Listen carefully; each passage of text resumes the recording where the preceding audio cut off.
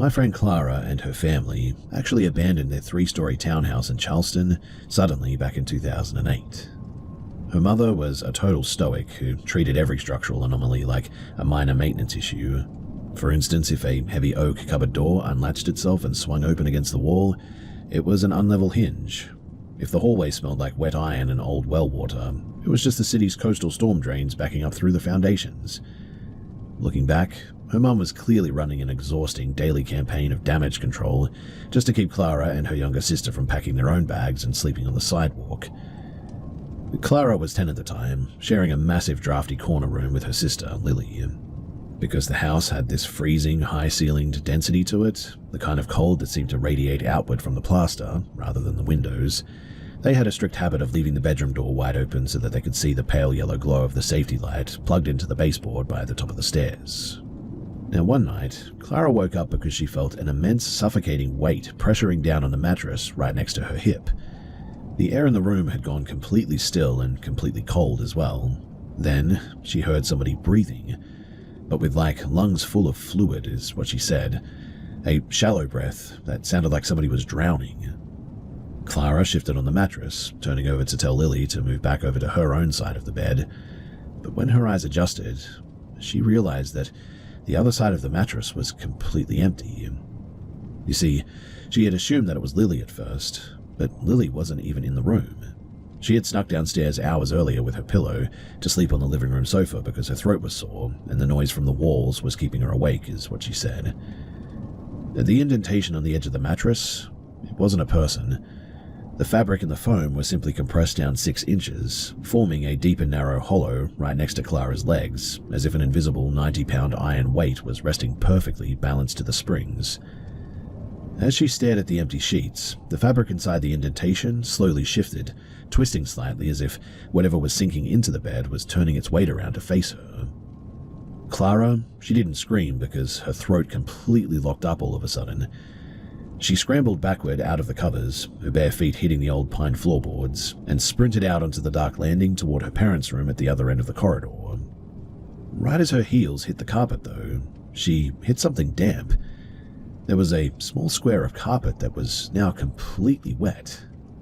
Now, in her room was a small square attic access panel in the ceiling, a heavy piece of solid waterlogged plywood that required a step stool and actual physical force to lift it.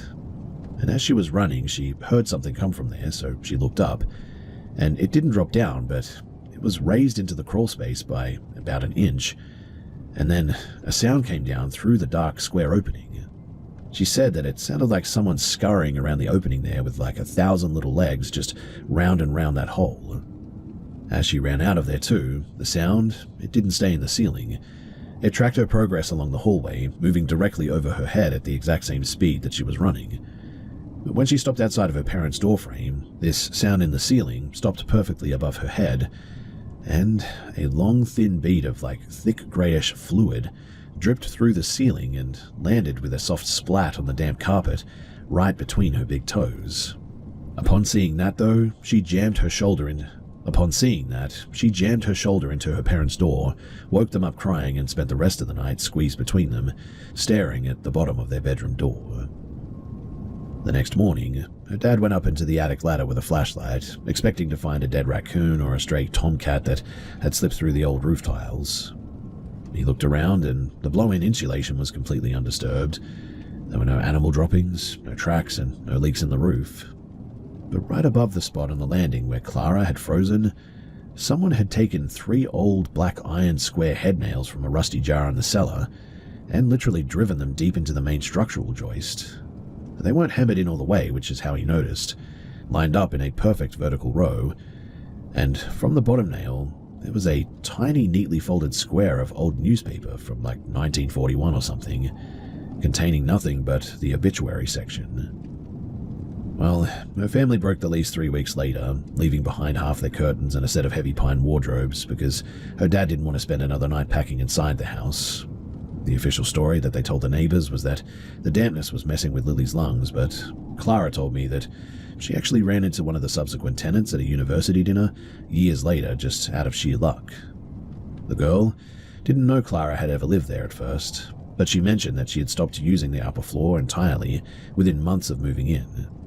She was hesitant to say anything more than this, but eventually she said that she would wake up in the morning and find her cat sitting at the very bottom of the stairs, its back arched, staring up at the dark ceiling panel, and growling with a low rattling sound in his chest until its gums bled, refusing to step foot onto the second floor carpet, no matter how much food she put out for it.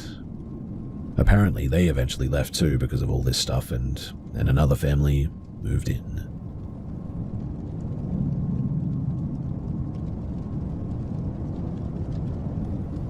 The dust in the living room hadn't settled horizontally. It was clinging to the vertical surfaces of the walls in long grey velvet strips. That was the first detail that made my old co-worker, Marcus, realize that his new place in Richmond wasn't just old, it was structurally wrong. He just signed a lease on a small detached brick house down near the rail yards, a place that sat completely empty for 10 hours every single night while he worked the graveyard shift as a diesel mechanic. So, he didn't notice anything at first, but he would come home eventually at 5 in the morning, unlock the front door and step into the apartment that felt completely pressurized, like the air inside of a car that had been sitting in the sun with the windows rolled up for days, is what he said. But the digital thermostat on the wall always read exactly 68 degrees. But then came the salt. So Marcus kept a standard glass shaker on the small laminate counter by his sink, and one afternoon he woke up at around 3, walked out to make a coffee, and found a neat solid white bar of table salt poured directly across the threshold of his bedroom door. It wasn't spilled or scattered in a rush or anything too. It was a perfect, dense line, exactly an inch wide, stretching flawlessly from one side of the wooden casing to the other. Because his sleep schedule was completely trashed from the night shifts, he figured that his own brain was just misfiring. He assumed that he was sleepwalking, doing weird repetitive tasks in his sleep without logging the memory.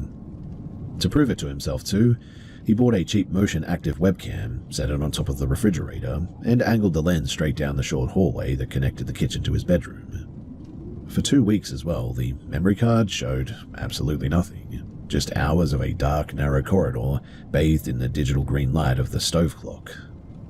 Marcus eventually drove down to Norfolk for a 4-day weekend to see his family. He locked the windows, checked the deadbolts twice, and kept his phone on the seat next to him, expecting the camera app to ping him if a stray cat or a pipe movement triggered the sensor or something.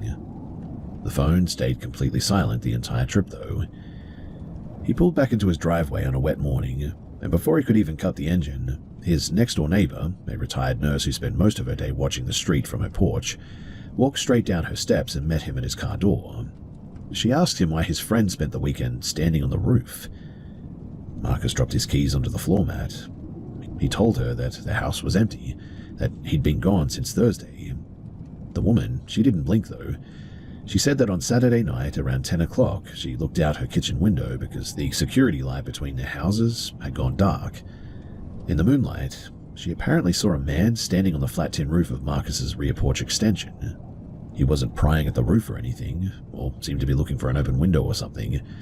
He was just standing completely upright, his torso bent forward in a rigid, unnatural 45-degree angle, staring down into the dark grass of the yard.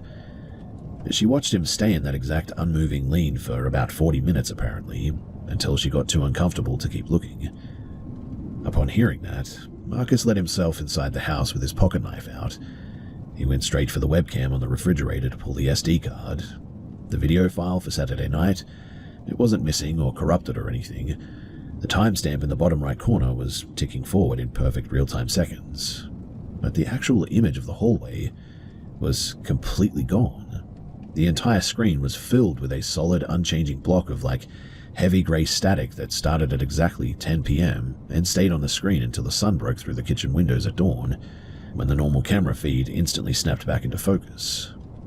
He really didn't know what to make of this at the time, but eventually he moved out because the space was just too much for him, is what he said.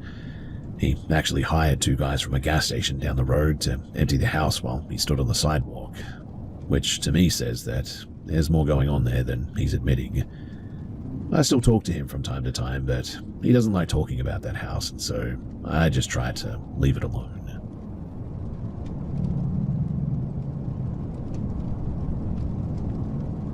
I've worked as a night shift custodial lead for a regional hospital in Montana for 12 years now.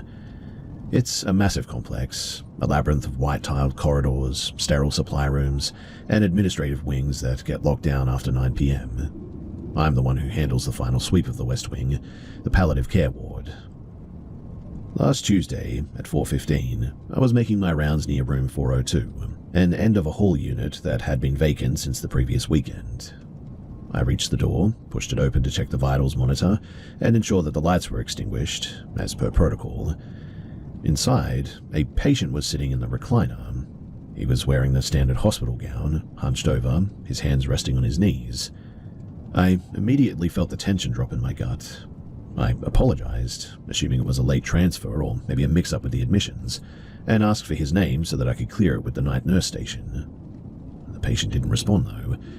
He stayed in that hunched position, his breathing shallow.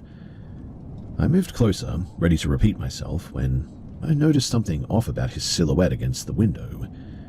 The light from the street lamp outside passed directly through his shoulders. Now, not through a gap, but through, like, the mass of his body. It looked like a projection almost, slightly defocused, the edges of his gown fraying into the static of the room's ambient shadows. I stepped back, my radio passed to my mouth, and I called for the head nurse. I kept my eyes on him, certain that I was witnessing an unauthorized patient or a serious lapse in security. But by the time that the head nurse and the two orderlies arrived, the room, it was empty. We checked the security footage from the hallway camera covering room 402. The file for the last 3 hours showed a single, continuous, unobstructed view of the hallway. No one entered room 402, and nobody exited.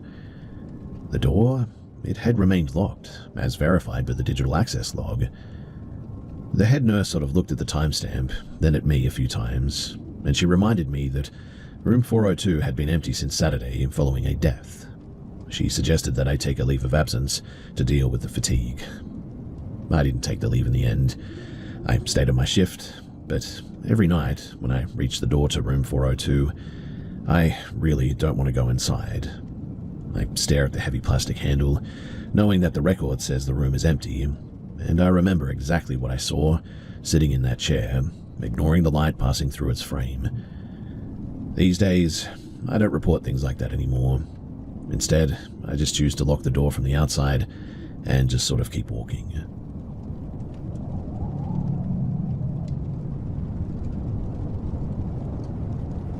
I don't think anyone ever really settles into a place like the old O'Malley estate. People say it has character, which really is just a polite shorthand for drafty, decaying, and fundamentally wrong. But I took the lease 3 years ago because the rent was absurdly low for a property like this, nestled against the foothills where the urban sprawl finally gives up to the cedar forests. It's a traditional sort of style home as well, and lots of dark polished wood, paper screens, and a deep enclosed garden that never seems to catch the sun. For the first 30 months, the house was just a house, really. It was quiet, sure, but honestly, I kind of liked the quiet. I was working remotely as a technical consultant too, and the solitude was exactly what I needed to finish my certification. But the shift, that happened on a Tuesday, late in October. So I was cleaning the storage room behind the kitchen, a space that I rarely entered because it was so crammed with previous tenants' discarded shelving and broken garden tools and whatnot. But I was moving a heavy rack of shelving when I sort of realized the floorboards were a bit uneven. Not just sagging too, they were actually displaced. So I pulled them up, thinking that there might be a moisture issue, and found a cavity beneath the foundation. It wasn't a crawl space exactly, but it was a perfectly square pit, lined with weathered grey slate. Inside sat a single iron tea kettle, scorched black, and a stack of business cards, all of them blank, save for a series of pinprick holes that formed an intricate geometric pattern. I didn't touch the kettle, I just settled the floorboards back into their place, feeling an immediate sharp drop in the temperature of the room. Honestly, it felt as if I just opened a freezer all of a sudden. That night, that's when the pattern started. So I was reading in the study when I saw the first one. It was a flicker of a shadow against the screen. Not a human silhouette, but a distortion of the light, like a heat haze trapped in a confined space. It passed across the paper screen in one fluid mechanical motion, and then all of a sudden, it was gone. I walked over to the screen. But there was nothing in the hallway, just the hum of the cooling fan from my laptop and the distant muffled sound of the wind through the cedar trees. By the end of the week, the visual disturbances were no longer peripheral, though. I was sitting at my desk when the screen of my monitor flickered, the display washing out into a dark negative white. When it recovered, the desktop icons had been rearranged into the same grid that I think that I had seen on those business cards. I did check this too, and it did seem like that. My mouse cursor started moving on its own at one point, dragging files into a folder that I hadn't even created, naming it with a string of symbols that looked like broken machine code. I shut the computer down thinking that I'd been hacked, but the screen, it stayed lit while I had pushed it down. I actually had to pull the power cable from the wall to finally get it to die.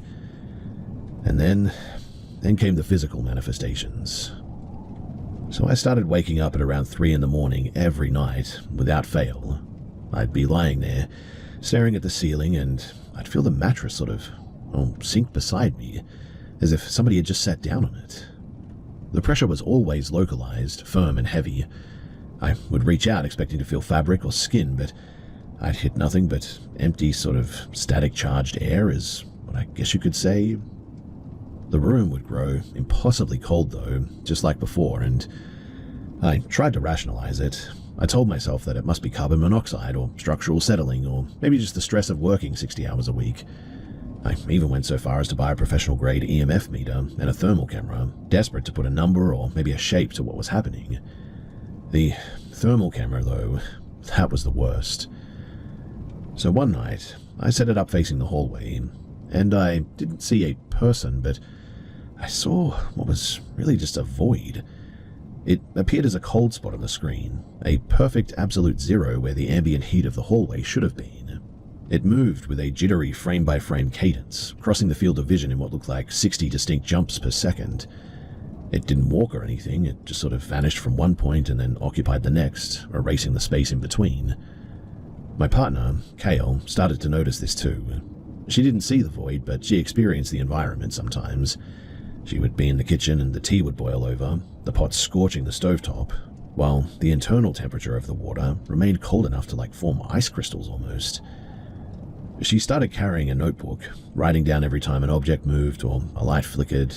She filled 3 notebooks in 4 days too. The turning point, though, that was the incident in the attic. So, we were trying to seal off the crawl space at one point, thinking that maybe a wild animal had gotten into the walls and was somehow projecting these strange, chaotic triggers. Kale climbed the ladder, holding a flashlight. She didn't scream, but she dropped the light and it hit the floorboards with a dull thud, and she scrambled backward, falling off the ladder and into my arms, literally. She wouldn't look up, too. She kept pointing at the ceiling, her breath hitching in her chest as she was in panic. When I shone my light into the rafters, I didn't see an animal. I saw the ceiling, and it was covered in hundreds of tiny hand-carved wooden pegs, all driven into the timber at precise geometric intervals. And hanging from the center of the pegs was like a web of hair-thin wire, forming the same grid that I'd seen in the basement, in the monitor and on the business cards. It seemed to be maybe like a map of the house or a map of the garden or something.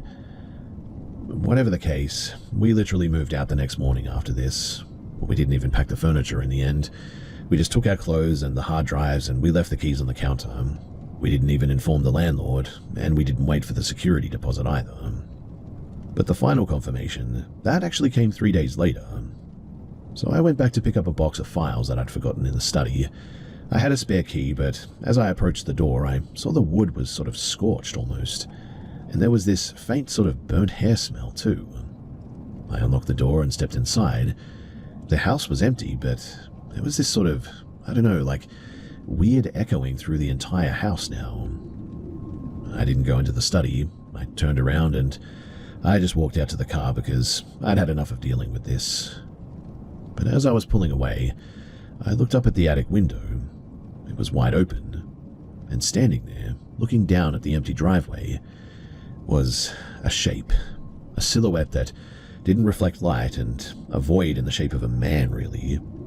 I could only just see it too, because it sort of blended into the blackness behind it, but It seemed to be watching us leave with the same mechanical frame-by-frame stillness that I had noticed on the void. I didn't say anything to Cale, but upon seeing it, I hightailed it out of there. I'm in a high-rise apartment now, and it's all glass and steel, 10 floors up with no attic and no crawl space. The rent is double, which is unfortunate, and the commute is an absolute nightmare, but hey, at least I sleep through the night now.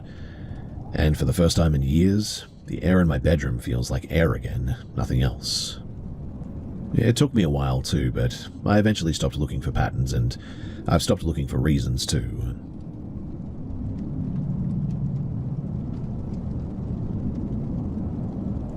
I've been trying to figure out how to put this into words for weeks now, but honestly, even typing it out feels like I'm just asking for trouble. My brother thinks that I hit my head or had some kind of a state that I was in, but he wasn't there and he didn't see what was sitting on the edge of the bed. It was mid-August 3 years ago, and I was working nights at a warehouse in Lyon, doing the 10 p.m. to 6 a.m. shift. My apartment, it was one of those cramped pre-war studios with high ceilings and a radiator that rattled like a dying engine. I'd gotten home, showered, and crashed around 7 in the morning. Total blackout. Eventually I woke up, but I wasn't really awake. You sort of know that state where you're conscious, but your limbs feel like they're sort of buried under sandbags? Well, that's what this was. My face was pressed into the pillow as well, staring at the gap between the box spring and the floor. The room was dead silent. Not the usual city noise that I was used to. No sirens, no muffled chatter from the street, no hum on the fridge. Just a thick, pressurized stillness. And then I felt the bed shift. It wasn't a bounce or a jolt. It was a slow and deliberate depression of someone heavy sitting down on the edge of the mattress. I tried to lift my head at that point, but for some reason I just couldn't. I couldn't even twitch a finger. My brain was firing, telling me to jump up, but my body was like completely unresponsive. And then I heard something. It wasn't a voice, but it was like the sound of 2 jagged pieces of glass being rubbed together in a sort of pattern. It was coming from right next to my left ear as well. Again, it wasn't speaking or it didn't have a language or anything, but for some reason, I sort of perceived that the cadence was of a question. It went on for maybe 10 seconds, a sharp sort of crystalline scraping sound. I couldn't move, but I could force my eyes to roll toward the side of the bed. And there, standing there, wasn't a person.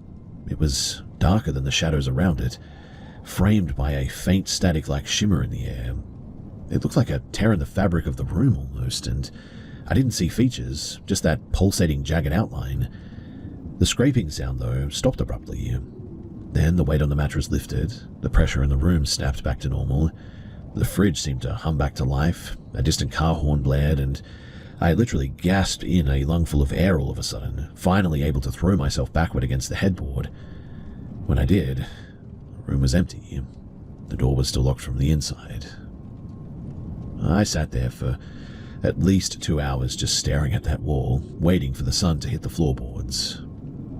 I don't know what that was, and I've read enough online to know about sleep paralysis and to know that it's supposed to be hallucinatory, brains misfiring or whatever, but those explanations, they don't really account for the way that the air was in the room that day, or why the silence was so absolute that it felt like the house had been plucked out of a neighborhood entirely. I eventually moved out of that apartment 2 months later, and I haven't experienced anything since then, or before that, related to this.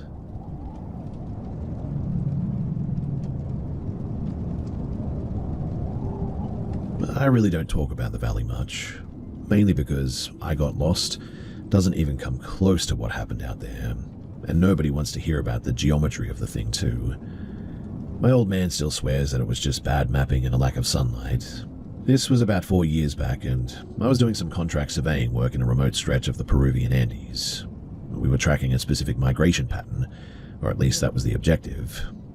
I'd gone out alone that day to get up a sensor array near a limestone ridge that hadn't been documented on our older topographic charts. I reached the ridge at around 4 p.m. The air was pretty thin up there, and I remember checking my watch because I wanted to be clear of the scree slope before the light failed. I turned around to head back, but suddenly the path that I'd taken, the one that I'd been walking for like 2 hours, just wasn't there. Let me be clear too that it wasn't like blocked or anything, and it wasn't obscured by anything. I mean, there was really nothing there to do that with. It just wasn't part of the terrain anymore all of a sudden. I stood there for a second, trying to reset my perspective and figure out what I was looking at. I looked down at the GPS, and the screen was just flickering a dull, flat grey, not searching for satellites, and it was just sort of blank. Then, all of a sudden, everything just went dead quiet. It was like the world had suddenly gone on mute. Every footfall that I took on the loose rock was just dead silent. I even dropped my water bottle by accident in the shock, and it didn't clatter against the stone. It just sort of hit the ground and made no sound at all.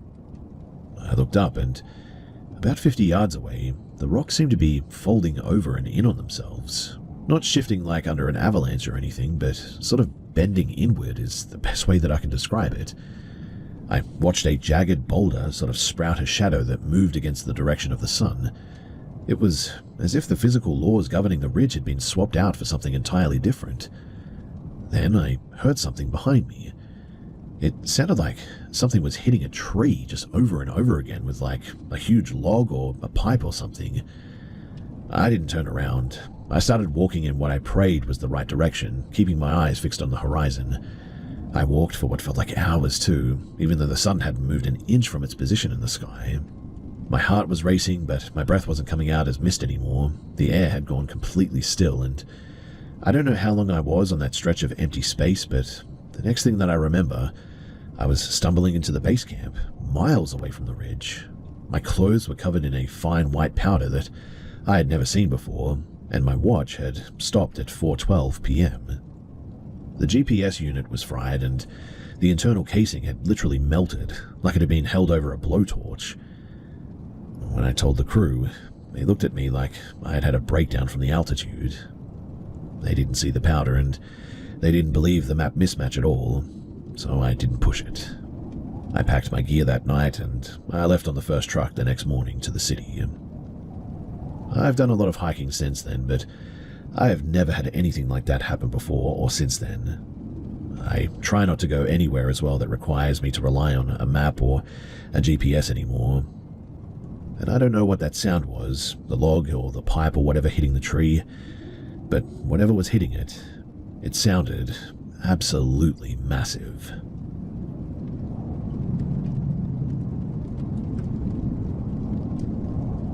So I worked as a night shift data entry clerk at a medical logistics facility on the outskirts of Sendai, Japan. The facility was a 3-story concrete structure, and my workspace was a windowless cubicle located in the back corner of the 3rd floor. The floor layout consisted of a central hallway with rows of cubicles on either side, terminating at a reinforced steel fire exit. It was about 2:15 in the morning on a Tuesday. The building's central ventilation system had been shut down for scheduled maintenance, which removed the constant low frequency of the air handlers. It was pretty quiet there that night, and my task was to manually cross-reference shipping manifests from a physical ledger, entering data into a terminal. I stopped typing to reach for a glass of water at one point on the side of my desk. That's when I noticed the shadow on the floor. It was cast against the base of my cubicle wall, directly in my peripheral vision. The shadow, it belonged to someone standing in the doorway of the office area, facing into the room. Because the overhead fluorescent lights in the hallway were active, the shadow was pretty sharp and high contrast, clearly defined against the beige linoleum. It depicted a person standing with their arms held perfectly straight at their sides, feet together, and head tilted at a slight angle. I sat still, waiting for this person to step into the room or announce their presence. I turned my head to the doorway. There was nobody in the hall. The hallway was brightly lit too, and visible for maybe about 20 meters in either direction. I could see the reflection of the hallway lights on the floor and the wall of the elevator lobby at the far end too. But there were no obstructions. No pillars, no alcoves where a person could hide. I looked back at the floor, and the shadow remained exactly where it was. I stood up from my chair, and as my body blocked the direct line of sight between the hallway lights and the cubicle wall, I expected the shadow to shift or maybe disappear based on the change in the lighting. But it didn't behave that way. As I rose, the shadow didn't stretch or distort as it would if it were being cast by a physical object intercepting a light source. Instead, it sort of retracted. The edges pulled inward toward the center point of the shadow, until the entire shape just vanished. I walked immediately to the doorway after seeing that. It was weird. I checked the hallway, the fire exit, and even the supply closet adjacent to the office. The fire exit was locked from the inside with a magnetic seal. I opened the door to the elevator lobby and it was empty. I walked the length of the third floor, checking behind every stack of shipping pallets and into every partitioned office space. There was nobody else on the floor. I returned to my desk and sat down. I remained there for the next 30 minutes, observing the floor and the doorway. Nothing returned. I continued my shift until 6 in the morning. During the remaining hours, I heard no footsteps, no doors opening or closing, and no mechanical noises that would suggest other people were in the building. I even verified the security logs the following morning. The facility's electronic card swipe system recorded no entries or exits on the third floor during the entire duration of the graveyard shift that I was on. I never saw the shadow again during the 6 months that I worked at that facility. I examined the lighting fixtures all the time and the office furniture too, the configuration multiple times during subsequent shifts, trying to identify something, a light arrangement or maybe an object that could have projected that specific silhouette, but there was just nothing in that office that could account for it. No furniture, no equipment, and no lighting configuration either that could have created a shadow matching the shape and the behavior of the one that I observed.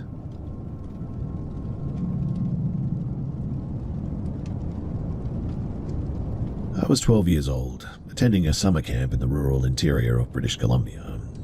It was the mid-90s, and the camp consisted of a series of wooden cabins spread across a ridge overlooking a lake. I shared a cabin with 3 other boys. The counselors were in a separate structure about 50 yards down the trail. One afternoon, our cabin group was split. 2 of the boys had gone to the lake for swimming lessons, and my other cabin mate was helping with kitchen duty. I stayed behind to finish a book. It was about 3 p.m. and the camp was quiet. In fact, most of the campers were down by the water. I heard the heavy screen door of the cabin creak open and slam shut. I didn't look up from my book immediately, assuming that it was one of the other boys coming back early. I heard footsteps on the wooden floorboards, fast, deliberate strides, followed by the sound of someone rummaging through a backpack in the corner. "Did you guys finish early?" I asked, still reading. There was no answer. The rustling in the corner intensified. It sounded like somebody grabbing loose papers and gear. "Seriously, man, did the swim get cancelled or something?" Still nothing. The footsteps crossed the floor again, moving toward the front door. I finally closed my book and looked up. The corner where the backpack was kept was empty. The door was shut. The cabin was completely silent. I stood up and walked over to the backpack. It was untouched. The zipper seemed to be closed exactly as I had left it. I checked under the beds and inside the small closet. There was nobody in the cabin. I walked out onto the porch and scanned the path leading down to the lake. The trail was visible for about 100 yards before it dipped into the tree line, and it was empty too. There was nobody in sight, and no one could have made it down to the tree line in the 3 seconds that it took me to cross the room. I walked down to the kitchen area to find my cabin mate. He was there, helping move crates of supplies. I asked him if he had come back to the cabin at any point. He told me that he hadn't left the kitchen since lunch. I walked down to the lake and I found the other boys still in the water, just starting their drills, and I went back to the cabin, sat on the porch until they returned. I didn't mention it to the counselors, mostly because I didn't want to explain why I thought that somebody had broken into our gear. But the rest of the week, well, it was pretty normal. No other incidents occurred in that cabin or anywhere else on the grounds, and I never found any footprints in the dirt outside the door. Nothing was missing from the backpack. But I still think about the sound of those footsteps, how specific the weight and the rhythm were, and how impossible it would have been for anyone to enter and leave the cabin without being seen on the open trail at least. And look, I don't have any mental health issues, I don't do any drugs, I don't even drink. So I know that what I heard was really what I heard. But that begs the question, what the heck was I hearing that day?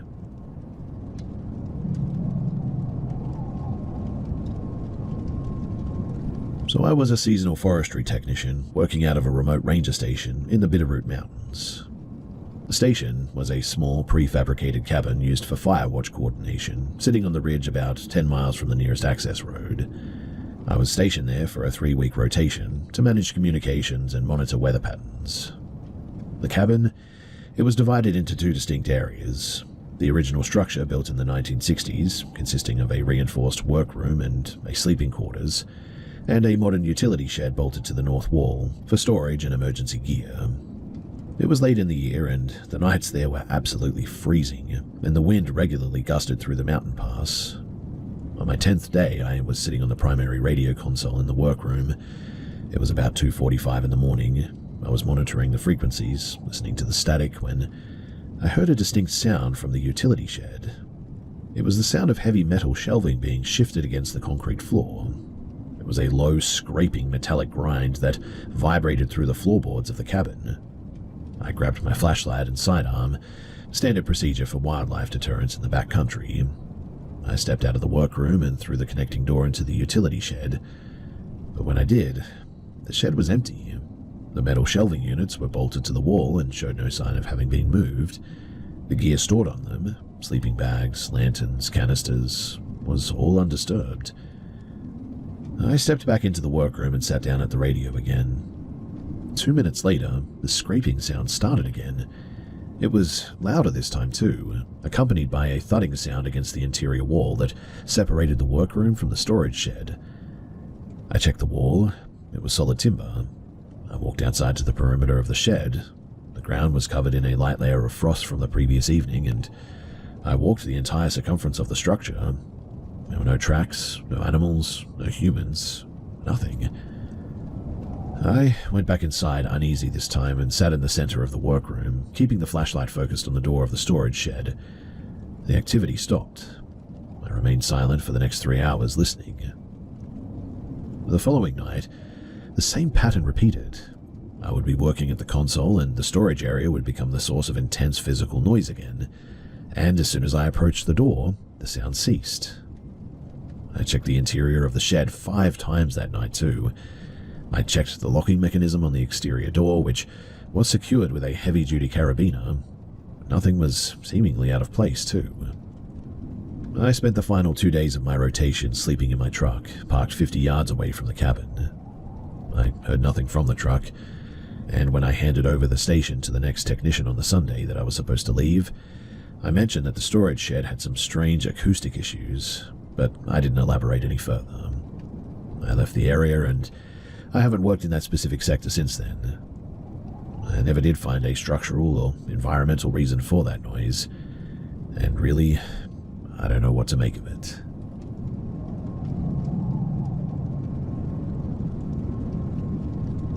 I was 17 at the time, participating in an intensive 2-week archaeological field school in southern New Mexico. We were excavating a pre-Columbian site on a high desert mesa, miles from the nearest town. The participants, they lived in a sort of permanent tent camp organized in a grid there. My specific duty involved cataloging artifacts recovered from a trench at the northern edge of the site. It was July at the time, and the heat was pretty persistent, until the sun dipped below the horizon, of course, when the temperature would drop really abruptly. On the 5th day, I stayed at the trench after the rest of the crew had returned to camp for dinner. I wanted to finish labeling a cluster of pottery shards that I had uncovered. It was just after 8 p.m. and the light was fading. I was hunched over the site, my headlamp focused on the ground, when I felt a sudden change in the air temperature. A drop so sharp that my breath immediately began to fog a little bit. I reached for my trowel, which I had placed on the dirt beside me. My hand didn't make contact with the tool, and instead it sort of brushed against something that felt like heavy, coarse fabric. I instantly looked up, and directly in front of me, partially obscured by the shifting dust of the trench, was a man. He was crouched on the opposite side of the dig site, face down, his hands buried deep into the exposed earth. He was wearing a dark, textured material that looked like woven wool matted with dirt. I instantly froze. My first thought was that another student had come back to help, but the posture was just wrong, and he was like perfectly still, his spine curved in a really unnatural, rigid arc, and he didn't seem to be breathing, he was that still. Hey, I said, my voice sounding thin in the open space. The crew is back up at camp. He didn't move. He didn't even acknowledge the sound, it seemed. I stood up slowly, keeping my eyes fixed on him, I began to back away toward the equipment truck parked about 30 yards out. I watched him the entire time, and he was like a statue. He was that still, and he didn't move. He remained in that exact position, hands dug in the dirt, head pressed against the soil, and didn't even move an inch. I reached the truck, and I scrambled into the driver's seat. I kept the engine off and just watched the trench through the windshield. I waited for him to stand up, to turn around, or to walk away, or to do something. But 10 minutes passed. The light failed completely, and I switched on my high beams, flooding the trench with the white light, and as soon as I did, the trench was empty. There was no one there. I drove back to the main camp, and I spoke to the lead instructor about this. We returned to the site with a group of 4 people carrying heavy-duty flashlights. We searched the entire mesa for at least an hour, but we couldn't find anything. The pottery shards that I'd been labeling were right there where I had left them too. The area where the man had been crouching was undisturbed, the surface of the soil showing no signs of displacement or recent activity. After that, though, I spent the rest of the trip in a sleeping bag in a communal supply tent with other people. Thankfully, nothing else happened, but I never did go back to that northern trench again after that. I will never forget that night, and just how unbelievably still that man was.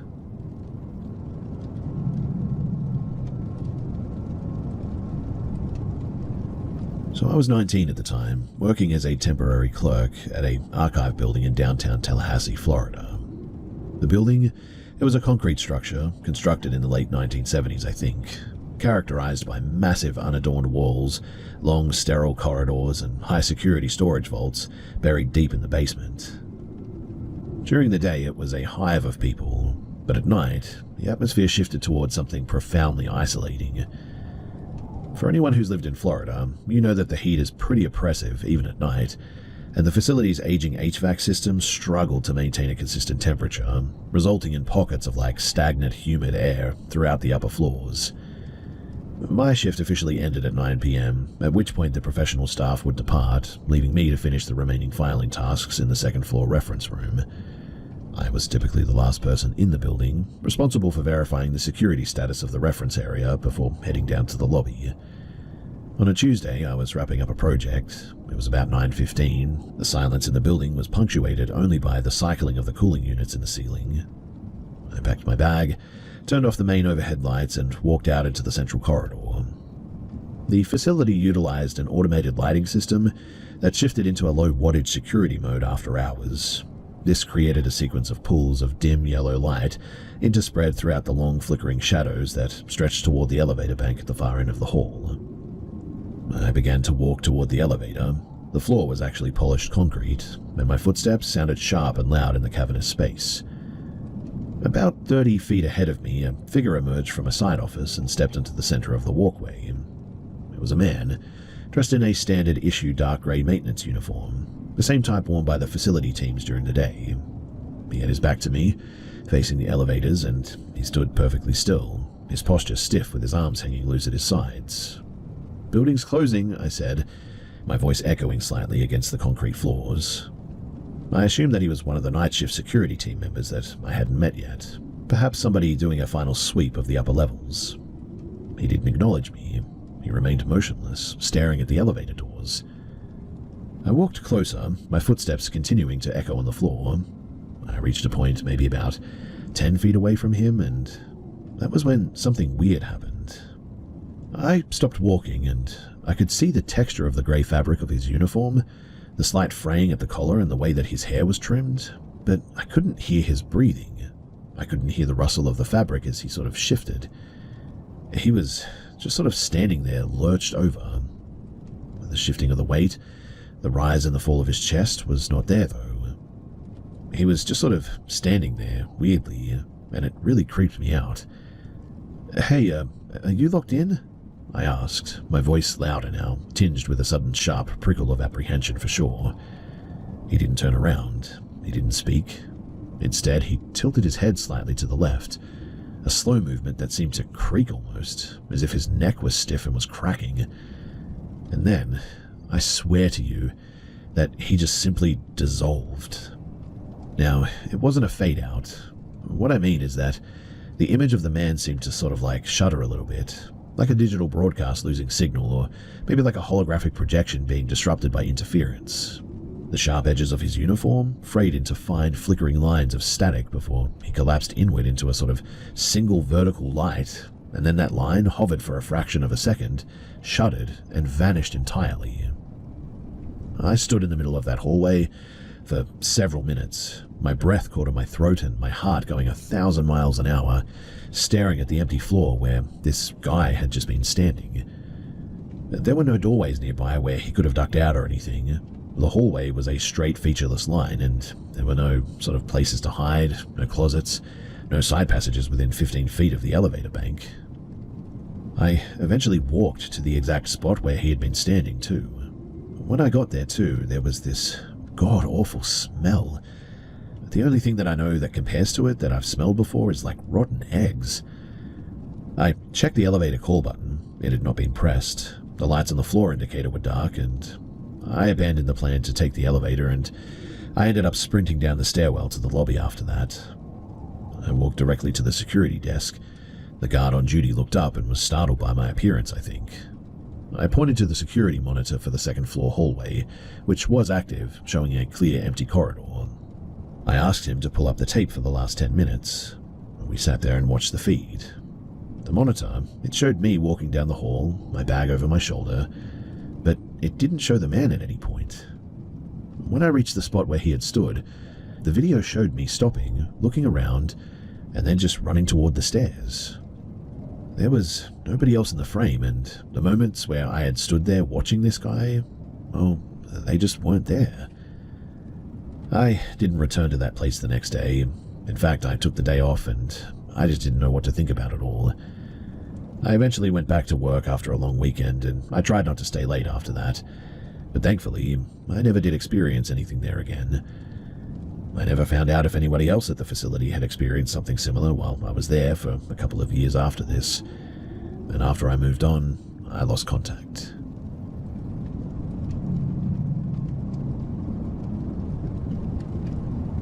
The MV Serenity was docked in the port of Busan for an emergency engine overhaul that had been scheduled with less than 24 hours' notice.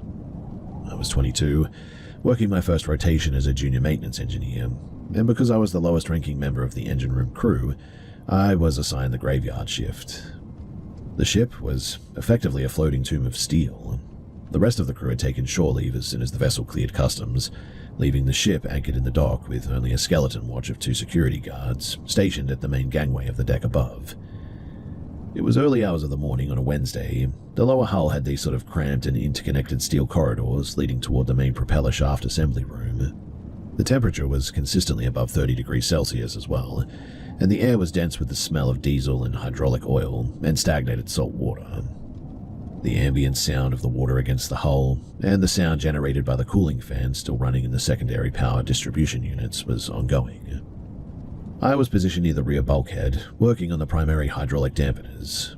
I had the casing removed, exposing the internal seals, and I reached into my toolbox to grab a 14mm wrench, my hands slick with sweat, and as I withdrew the tool, my flashlight beam swept across the access hatch, located roughly 20 feet down the walkway.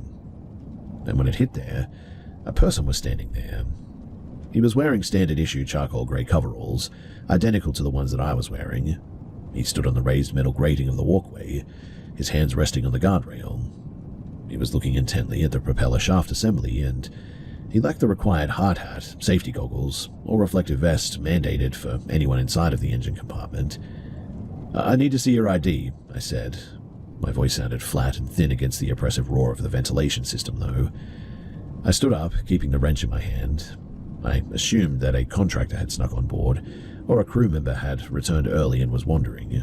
Though how they had bypassed the security check at the gangway, that was beyond me. He didn't acknowledge me, though. He didn't turn his head or change his stance. He just sort of remained there, staring at the mechanical housing of the shaft. "This is a restricted area," I repeated, walking toward him. "You need to show me your permit or get back to the main deck, now." I stopped walking when I reached a distance maybe about 10 feet away from him. I watched him closely. His posture was really rigid, and as I scanned him with my light, I noticed that the fabric of his coveralls appeared faded, almost colorless in the harsh LED beam. He turned his head at that point. The movement, though, was not fluid.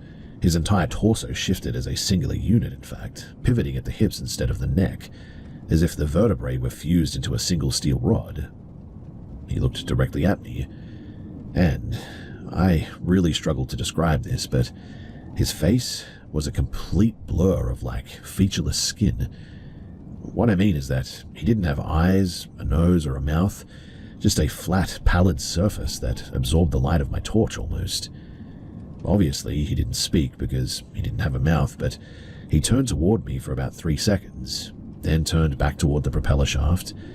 He took a single deliberate step backward into the dark void of the access hatch.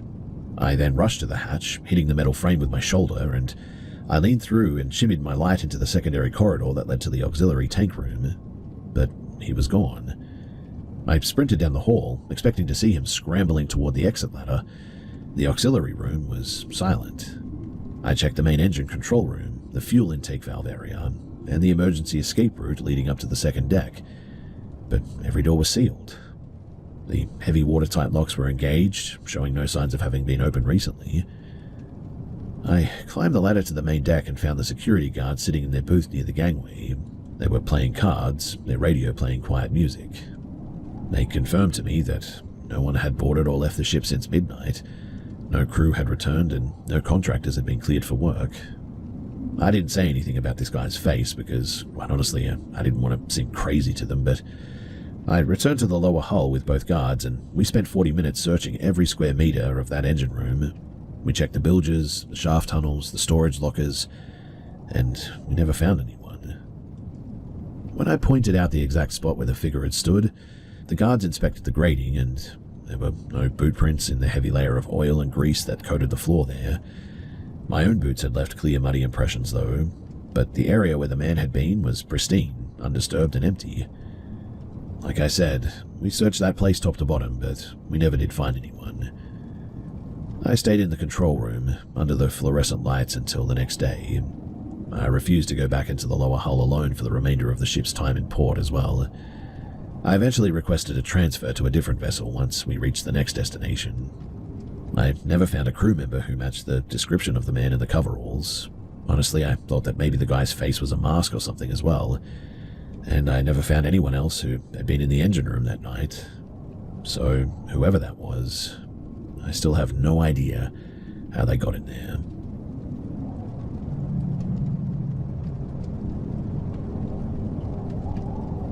The trail was the old loggers' path in Pennsylvania, a 27-mile loop through dense, second-growth forest. It was November, late in the season, and the canopy had long since shed its leaves, leaving the woods brittle and sort of skeletal. I was hiking the loop alone, carrying a 3-day pack. I planned to reach the central ridge by the second evening. I camped near a creek junction at 6 p.m. The air temperature dropped rapidly to near freezing. I was the only person in the valley that I could see. The nearest civilization was a 40-mile drive through twisting mountain roads. I left camp at 7:30 in the morning. I hiked steadily toward the ridgeline. The forest? It was uncharacteristically silent as well. No birds, no wind, no rustle of squirrels in the dry underbrush. I reached the section of the trail that narrowed significantly, though, squeezed between two jagged, moss-covered rock faces, and I stopped. I stopped because I heard a sound. It was a striking sound, like a heavy hammer hitting a dead, hollow tree trunk. The impact occurred once every 4 seconds, I would say, with precise regularity. I scanned the trees. Nothing was visible through the dense screen of saplings. I continued walking, my boots crunching loudly on the frozen leaves. And then the sound moved to parallel me, deeper in the brush, maintaining a steady distance of roughly 30 meters maybe. I stopped again, though. The sound ceased instantly, and it was as if it was cut by a switch. I moved forward. The sound resumed, matching my pace with unnerving accuracy. I reached a small clearing at about 9 in the morning. I sat on a large, lichen-covered log to eat a snack and check my bearings. As I reached into my pack, I heard the sound again, but this time it was directly behind a log, less than 5 feet away. It was a heavy, dull thud, the sound of something massive striking the earth, followed by the sharp, splintering crack of wood. It sounded as though a tree limb of the size of a human torso had been snapped in two. I stood up slowly and faced the tree line, my hand hovering near the bear spray on my belt. I saw no movement, but the smell hit me suddenly. An odor of wet fur, rotting vegetation, and something sharper, ammonia maybe. It was powerful enough to make my eyes water though, and I didn't wait to investigate. I hiked toward the next trail marker, located 1 mile ahead, pushing my pace to the point of exhaustion. The atmosphere in the woods, it felt compressed, as if the air itself was becoming viscous and difficult to breathe. I felt a persistent prickling sensation too on the back of my neck, that distinct feeling of being watched by something. When I finally reached the trail marker, I pulled out my GPS unit to verify my distance. I stared at the screen. The device displayed the time as 12:45 p.m. I checked my watch. I had been hiking for 90 minutes according to my internal pace. The GPS indicated 3 hours and 45 minutes had passed though, and that's when I realized that 2 hours of my day were simply missing, unaccounted for. They were just gone. I didn't stop again after that. I hiked the remaining stretch to the trailhead with my head down, ignoring the occasional snap of branches and the feeling of heavy footsteps trailing just behind my periphery. Eventually, I reached my vehicle, and man was I glad to see it, and drove to the nearest town without stopping. I checked into a motel, absolutely exhausted, locked the door, and spent the night with the lights on, listening for any sound outside. And thankfully, I didn't hear anything.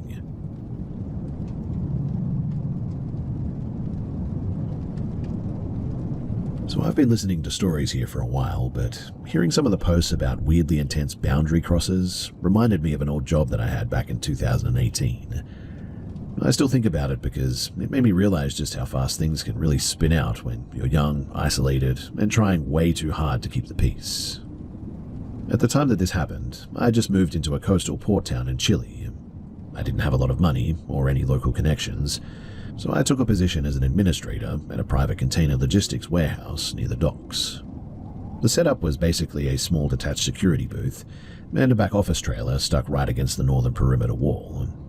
And every night from 10 p.m. to 6 a.m., I'd sit alone in that back trailer with a stack of physical manifests, and I would cross-reference the shipment ledger against an old internal desktop terminal. If the seal numbers or origin stamps didn't line up perfectly, I had to log the error and flag the container for customs holding. The only other person on the property at the time was the manager. His name was Georges. Georges had worked the port for decades and was one of those hyper-intense, socially awkward guys who completely lacked an off-switch. Because it was just the two of us in a massive, desolate gravel yard for 8 hours a night, he assumed that we were best friends. At first, it was harmless, but it was also really annoying. He would spend his smoke breaks standing right inside of the trailer door, asking me if I was enjoying the work and asking if I was lonely so far from home, over-explaining the mechanics of each of the reach stackers, and I'd just smile, nod, and try to look busy so I could get back to the ledger. By the end of the third week, though, the harmless vibe really started shifting. He began messaging my personal phone outside of work hours. I had given my number to the office manager for emergency shift coverage, but Georges apparently took it from the master roster. First, it was just unsolicited photos of his stray dogs or links to local news articles, but then it became invitations. He'd ask if I wanted to go for morning drives along the cliffs after our shift, or see the hidden fish markets that tourists didn't know about. He even offered to drive me to the city on my days off so that I wouldn't have to take the bus anymore. I kept making polite excuses though, saying that I was too tired or had to call my family back home, and I never explicitly told him to back off because, he was technically my supervisor, and I didn't want to cause any drama at a job that I desperately needed at the time. That was my first mistake. My politeness just gave him room to escalate. One Thursday night, though, I showed up to the trailer and found a massive heavy woolen poncho sitting right at my desk chair, and it looked brand new.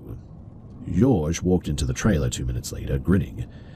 He said that the marine fog was supposed to roll in thick after midnight, and he noticed that I was always cold in my standard jacket. It wasn't a casual gesture, though. It felt way too heavy and domestic for a guy that I barely knew. I laughed nervously and said that I couldn't accept it, but he immediately got defensive. "What? I'm just looking out for you," he said. "People in this town aren't usually this soft." The rest of the night was incredibly tense too. During our 2 a.m. break, he sat across from me in the tiny break corner and started talking about his long-term plans. He went on this massive, serious tangent about how the port was decaying, how he wanted to buy a small farm further south in a different region, and how people our age shouldn't waste their lives living alone in a sketchy harbor rental. He kept looking at me expectantly too, like we were planning a future together instead of just waiting for the 3:15 a.m. freighter update. I was literally texting my roommate as well, under the desk, typing, "The yard manager is completely cornering me right now. This is so uncomfortable." Then, midway through the shift, George suddenly mentioned that he had handled the logs for the upcoming weekend. I told him that I didn't understand what he meant. He smirked and said that he had gone into the scheduling system and manually approved a 3-day personal leave window for both of us starting Friday morning. He told me that he had already booked a small cabin up near the reservoir hills because the ocean air ruins your lungs after a while. He literally had his truck packed out in the lot, extra blankets, rations, everything. He hadn't asked me once though. He assumed that because I hadn't explicitly yelled at him over the messages, that I was totally on board with a weekend isolation trip in the mountains now. I just stared at him. The confusion turned into immediate panic. I told him absolutely not. I said that I wasn't going anywhere, that he needed to fix the schedule immediately, and that I wasn't interested in any trips outside of work. His face immediately dropped. He got incredibly flushed, tried to laugh it off as a joke, but his tone then suddenly turned aggressive. He started saying that I was overreacting, that he'd spent half of his weekly pay on the cabin deposit, and that he thought that I understood the layout of how things worked here. That line made my stomach turn a bit. Understood the layout of this place? I told him that I was going to the main gate to check the incoming manifest gate logs, mostly just needing an excuse to get out of the cramped trailer and away from him. I grabbed my clipboard. I left my small canvas bag on the desk and I walked away. When I came back 10 minutes later, my bag was exactly where I'd left it, but my personal phone, that was missing from my side pocket. I checked my coat, looked under the ledger paperwork, and then turned to George, who was leaning against the printer, and I asked him if he had seen it. He reached into his heavy work vest, pulled the phone out just far enough for me to see it, and slid it back in. "Relax," he said, using this awful patronizing tone. "I'm just keeping it safe so that we can actually finish our conversation without you calling your roommate to bail you out." The desire to remain polite completely evaporated at this moment. I didn't try to negotiate. I stepped toward the trailer door, but he was blocking the narrow walkway. I raised my voice, screaming at him to give it right back now. He kept trying to play it off as a joke, telling me that I was being dramatic and saying, "I'm not a criminal, look at me, I'm just trying to talk to you." I didn't care. I grabbed a heavy metal hole puncher off the desk, held it up, and shouted that if he didn't move away from the door and give me my phone, I was going to break the trailer window and trip the main yard alarm. The shift in his personality was instantaneous. He went from smug and defensive to incredibly nervous, laughing frantically and waving his hands. He tossed the phone onto the desk, muttered something about me being unstable, and stepped back out into the gravel lot. I grabbed my phone, bolted out of the trailer, and ran all the way to the outer perimeter gate. The port security guard at the main barrier saw me running, and when I told him the yard manager had taken my property, he let me sit in the guard shack until the morning bus arrived at 6:15.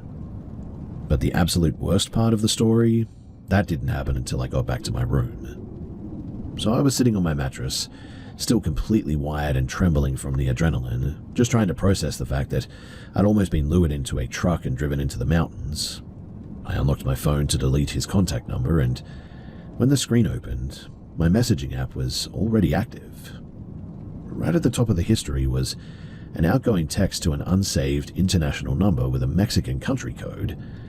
It had been sent during the exact 10 minutes that I was out checking the gate logs. The first message from George's text read, "Got the contact info." The second message, sent 30 seconds later, read, "She's fighting it right now." There was no response from the other number. I sat there in my quiet room for an hour, staring at those two sentences. The sheer coldness of realizing that while he was smiling at me and pretending to be a lonely, awkward coworker, that he was actively using my unlocked phone to coordinate with somebody else completely broke me. I didn't know if he was trying to sell my information, venting to a friend, or something infinitely worse, but whatever the case, it was definitely not okay. I never did go back to the warehouse.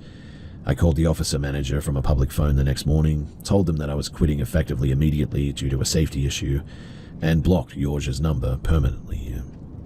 He tried calling from various burner numbers for nearly 6 months after that too. He'd send these massive, sprawling paragraphs apologizing, saying that he was just lonely, or sending photos of the yard to show me just how quiet it was without me. I never replied a single time. The last notification came through during the lockdowns in 2020. Just a short text saying, "Hope you survived the port." I deleted it without opening the preview.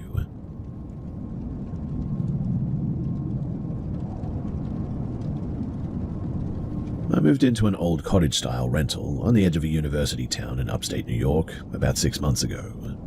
It's an isolated patch of land, bordered by an old apple orchard that hasn't been maintained since like the 90s.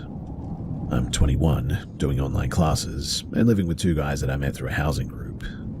The property has a long gravel driveway, and my bedroom window faces the first row of dead apple trees.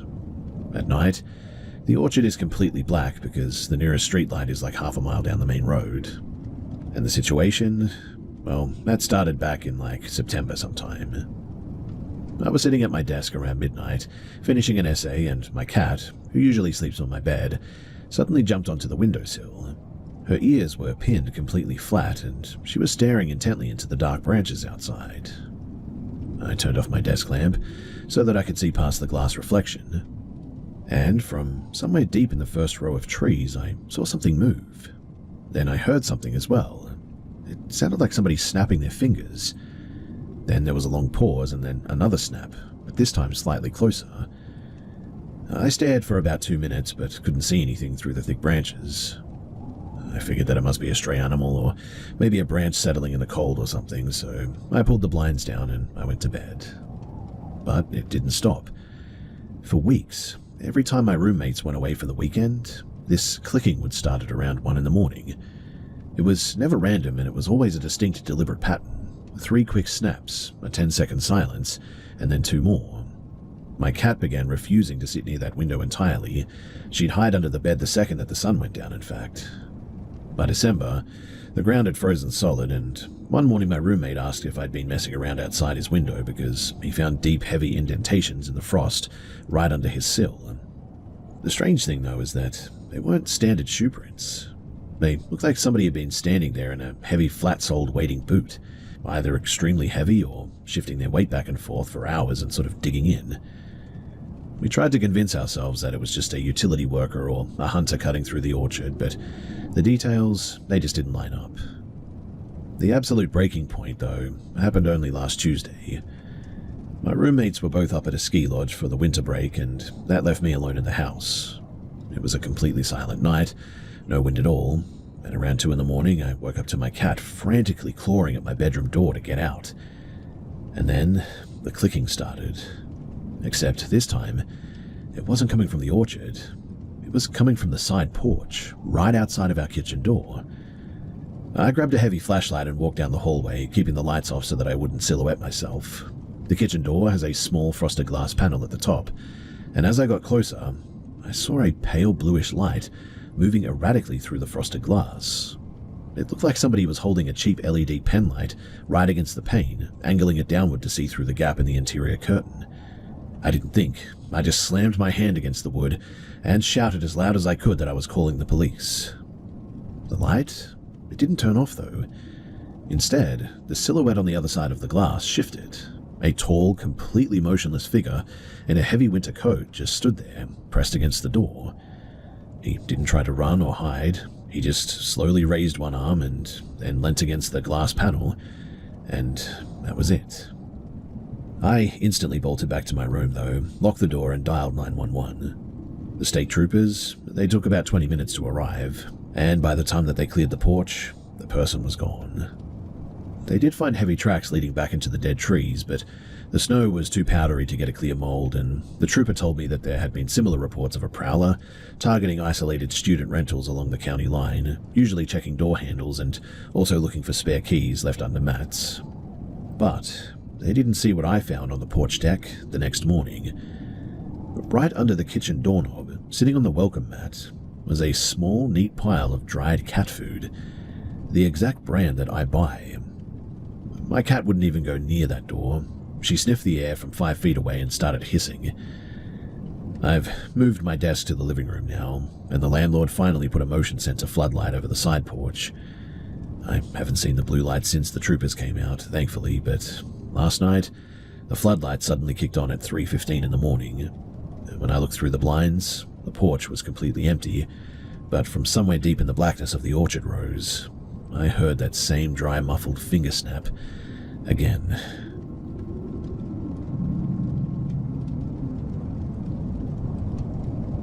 So I'm sharing this here because the local precinct handles these calls like minor neighborhood nuisances, but the persistence of this is completely messing with my head. So in the spring of 2023, I was actually 23 and renting a small basement-level apartment in the outer avenues of Richmond, Virginia. The property was an old brick house converted into units, backed by a narrow gravel alleyway and a dense row of overgrown private hedges that separated our lot from a commercial storage yard. My kitchen window sat right at ground level, looking directly into the base of those hedges. I worked late shifts at a commercial bakery, so I would get home at around 1:30 every morning, and usually would spend an hour decompressing in the kitchen, making food, unwinding and all that. Now, as I was walking down the alley from the car to the basement entrance, listening to the usual night sounds like the interstate and the wind through the power lines, suddenly, everything just sounded completely muffled. Then I heard a short, wet whistling sound from the darkness of the hedges. It wasn't a bird call or a person whistling a tune. It was a single, sharp sort of intake of breath through teeth, maybe, almost like a controlled hiss. The moment that I stopped to look into the brush as well, it cut off instantly. I thought that was really weird, but I thought at the time that it was probably just an animal. Anyway, a few days later, I noticed a physical change near the low timber retaining wall by the alley entrance. The gravel and the dead leaves had been completely cleared away from a specific 2-foot section, exposing the bare mud beneath it. It wasn't a random disturbance, though. The dirt had been packed down hard and flat. I don't know what that was about, but it was certainly odd and definitely not random. Again, though, I just tried to ignore it, assuming that it was just someone using the alley as a shortcut, but then the timing became, well, coordinated. So I'd step out of my car at like 1:45 in the morning, and the moment that my boots hit the gravel, that sharp controlled hiss would come from the darkness to my left. If I walked fast, I'd hear the heavy rustling of the leaves moving parallel to me, matching my speed down the length of the fence line. When I paused at my door to grab my keys, the rustling would stop dead. I never turned my flashlight on it, because I was terrified of confirming what was actually sitting in those shadows. But then, my landlord was doing some renovations on the upper floors, so the building was completely empty except for me. It was around 2 in the morning, and I was standing by the stove waiting for the water to boil. The lower blinds on my kitchen window were cracked open a few inches, and out of nowhere, a faint white reflection flickered against the kitchen cabinets. It wasn't a broad flashlight beam or a phone screen or anything. It was sort of a bluish-white light, maybe, held completely still near the base of the retaining wall outside. It stayed fixed, pointing straight down at the packed mud, then slowly tilted upward toward the glass. As I stepped toward the window to pull the cord shut, the light illuminated the lower half of a person crouching. They were wearing a stiff, heavy canvas work coat, covered in like yellow clay dust or something. They weren't moving or anything, but then this sound right against the glass. It was that weird hissing sound again, but it sounded so close this time. Upon hearing it, I bolted into the bathroom, locked the door, and I called the police. The Richmond police arrived about 15 minutes later. They searched the alley and the perimeter of the storage yard, but they found the area clear. The officer who took my statement basically just said to call them again if I see anything or whatever, but they couldn't really do much more than what they had done. The next morning, when the sun was up, I went outside to check around a bit, and right where that person had been crouching, there were rusty iron railroad spikes lined up perfectly side by side. Well, upon seeing that, I packed my essentials into my car that afternoon and I stayed at a friend's place until my lease ended. I didn't go back to the apartment alone after dark because I genuinely felt like somebody was out there and that they were messing with me. Also, these days, I don't take ground floor rentals any longer.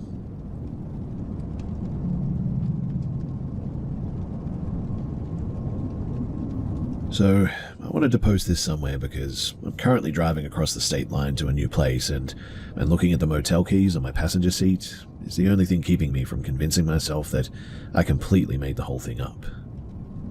So, in the summer of 2023, I was moving from Denver down to New Mexico for a fresh start. I didn't have much money, so I threw everything that I owned into the back of my Honda Civic and planned the drive over 2 days. On the first night, a massive thunderstorm rolled over the interstate near Raton, reducing visibility to almost zero. I pulled off at the first exit with a sign and checked into an old, unrated 2-story concrete motel stuck right between a defunct truck stop and an open expanse of desert scrubland. The front office clerk gave me the key to room 114 on the ground floor. The layout was pretty standard. A single queen bed, a laminate desk, and a rear bathroom window that looked out onto a narrow gravel service lane, and a high chain-link perimeter fence. Now, the first indication that something was off was incredibly minute. I woke up at around 10 the next morning, feeling completely wiped out from the drive. While packing my duffel bag, I noticed small illogical discrepancies in the room. Like a plastic bottle of water, I always kept perfectly upright on the nightstand, was lying flat on its side. A generic paper notepad by the telephone, well, that had been shifted from the center of the desk to the far edge. Later, when I went to brush my teeth, the small bar of complimentary soap under the mirror was unwrapped and sitting in the dry basin, even though I definitely had not opened it yet. I wrote it all off, though, as my own sleep-deprived clumsiness from the night before. I mean, when you crawl into a strange bed at 2 a.m. during a torrential downpour, your memory plays tricks on you for sure. In other words, it just wasn't enough to make me paranoid or anything, but I certainly noticed it. Anyway, right around 7:15, I had walked out to my car in the gravel lot to retrieve an extra quart of oil from the trunk before the midday heat hit. The morning air was dead silent, the desert fog was hanging low over the asphalt, and on my way back down the exterior concrete breezeway, I almost stepped directly into a woman coming out of the narrow ice machine alcove right next to my door. It was the guest staying in room 112, a woman in her late 20s who I'd noticed the day before sitting on the motel steps. We hadn't spoken yet. What made me hesitate, though, was her physical state. You see, her denim jacket looked distinctly damp around the shoulders, not from the morning mist, but in a heavy sort of localized way, almost like she'd been leaning hard against a wet wall or something. There was also a strong, clean scent of hotel-grade mint shampoo and fresh ironed sheets trailing off of her that felt completely out of place against the smell of old grease and dry dirt that dominated the breezeway. In any case, we exchanged a brief, awkward nod, and she moved quickly down the walkway toward the front office without a word. When I reached my door, the brass deadbolt, though, was completely unslotted, and the door was resting against the frame, held shut only by the loose interior latch chain. That was the detail that really didn't sit right with me. I am incredibly systematic about checking that deadbolt until it clicks, specifically because the car was full of my valuables and the motel area felt completely isolated, so I wanted to make sure everything was locked up in there. Inside, the room appeared untouched, but the physical arrangement had definitely been altered. My personal canvas backpack, for instance, which I always kept zipped up and tucked neatly somewhere, this time between the desk leg and the wall, was sitting in the middle of the unmade mattress. The main zipper was pulled closed, but my vehicle registration folder inside had been turned over. The small plastic clip that I used to keep the insurance cards organized had been removed from the front sleeve and placed neatly on the very back of the logbook instead. It had definitely been inspected and looked at for sure and then left behind for some reason. Later that afternoon, I saw the woman again by the vending machines near the office. I walked over, keeping my voice entirely neutral and casual, and asked if she had noticed any maintenance workers checking the ground floor units that morning, or if the front desk had needed to verify the water pressure in our block or anything. She didn't look up from the selection screen. She dropped her quarters into the slot and said, sometimes the office needs to verify the older infrastructure before the heat spikes the lines. It's fine. Then she grabbed her drink, walked back to room 112, and threw the bolt. The explanation didn't really account for anything, I suppose. It just sort of confirmed that the perimeter of my room had been crossed without any official notification from the front desk. For the remainder of my stay, too, the micro-adjustments in the room, they continued. It was never a standard robbery or anything. My laptop remained on the desk, my emergency cash envelope inside my boot stayed full, and the expensive tools in my trunk weren't touched. It felt really like a quiet, systematic inventory of my personal space, rather than a security breach, I guess you could say. That evening, though, I went to a local department store, bought a portable heavy-duty door jammer and wedged it directly under the handle, and set up a basic motion detection app on my old phone, hiding it inside an old empty tissue box on the nightstand facing the entry door. Since that wedge was positioned, the phone logs showed the room remained entirely undisturbed. The tiny, unexplainable shifts inside of the room, they stopped completely the night that the mechanical barrier went live. Every item, it stayed perfectly fixed now. Now, it's the lack of a clean resolution that is the part that really remains frustrating for me. I mean, there was no formal police report or anything and no final answer. Just a short window of time where the contents of my room didn't match any of my movements, ending the exact second that access became mechanically impossible. Which likely means that somehow somebody was getting in there and messing with my stuff, but I was never able to catch them. And that's why I'm here, you see, because, well, I'm about to stay in another motel over the next few weeks and, well, have you guys got any ideas as to how I can keep myself safe? I really don't want anything like this to happen again, having someone coming into my room and snooping around in my stuff, so, yeah, if you guys have got any ideas as to what I could do, well, I'm all ears.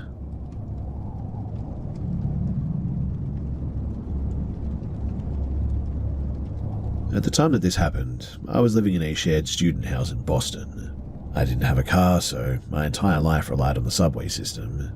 Every Monday and Thursday night, I had a late-night biology lab that didn't wrap up until like 9:30, which meant that I was hitting the underground transit stations right as the commuter crowds thinned out and the platforms turned completely desolate.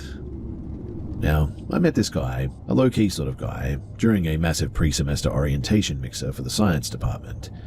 But we barely spoke and just sort of ended up in the same icebreaker circle for like 10 minutes. A month later, he sort of cornered me at the campus transit hub.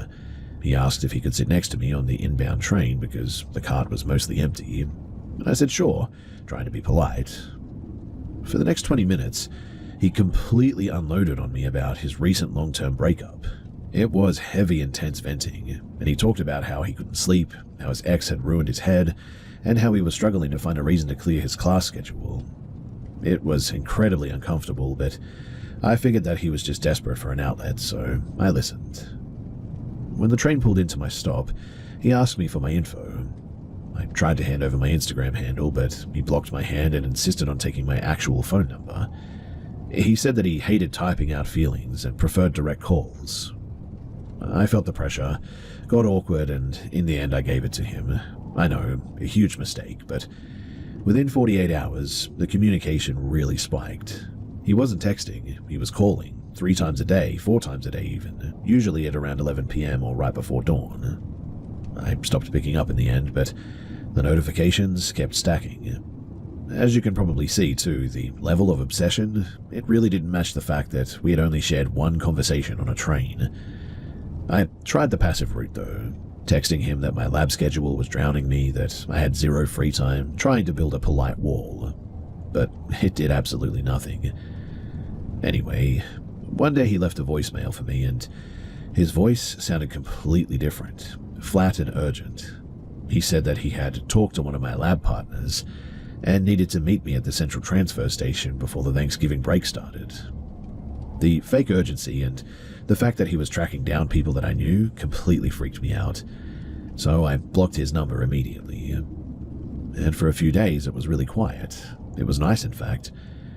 But then the physical tracking started. The first time that I saw him, it was in the back row of a departmental lecture series on environmental law, a subject completely outside of his major. I left through the side fire exit before the professor finished speaking just to avoid a collision. A week later, their behavior shifted to my specific transit station. The stop near my student housing has a long subterranean sort of concrete mezzanine with central support pillars and an iron stairwell leading down to the tracks. It's poorly lit, smells horrible and all that, but from the top of the stairwell, you can see the entire platform.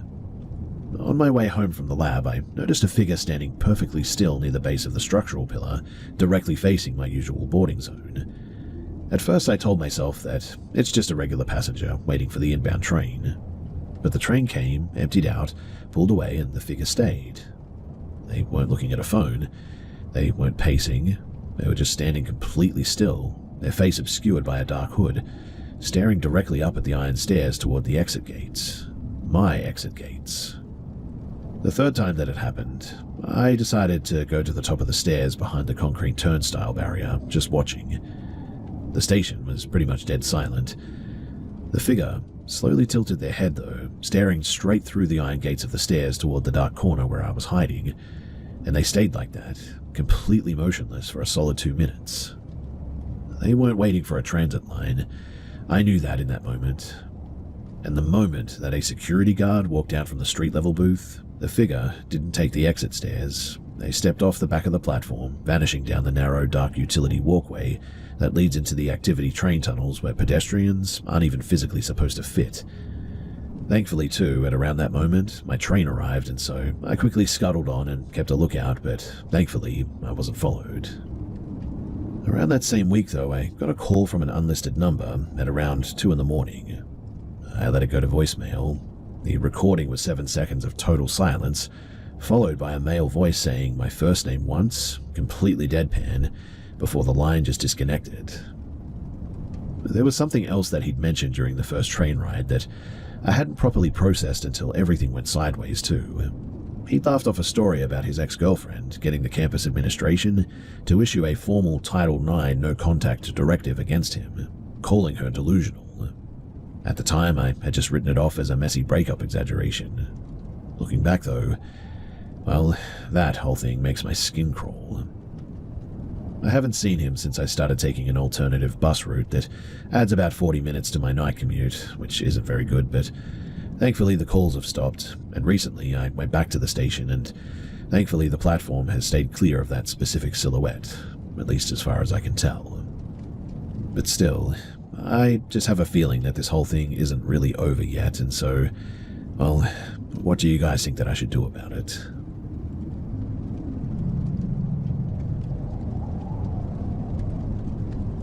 I recently heard a story here that reminded me of a situation from years ago when I was renting a room in a converted shoe factory turned apartment complex just outside of Providence, Rhode Island.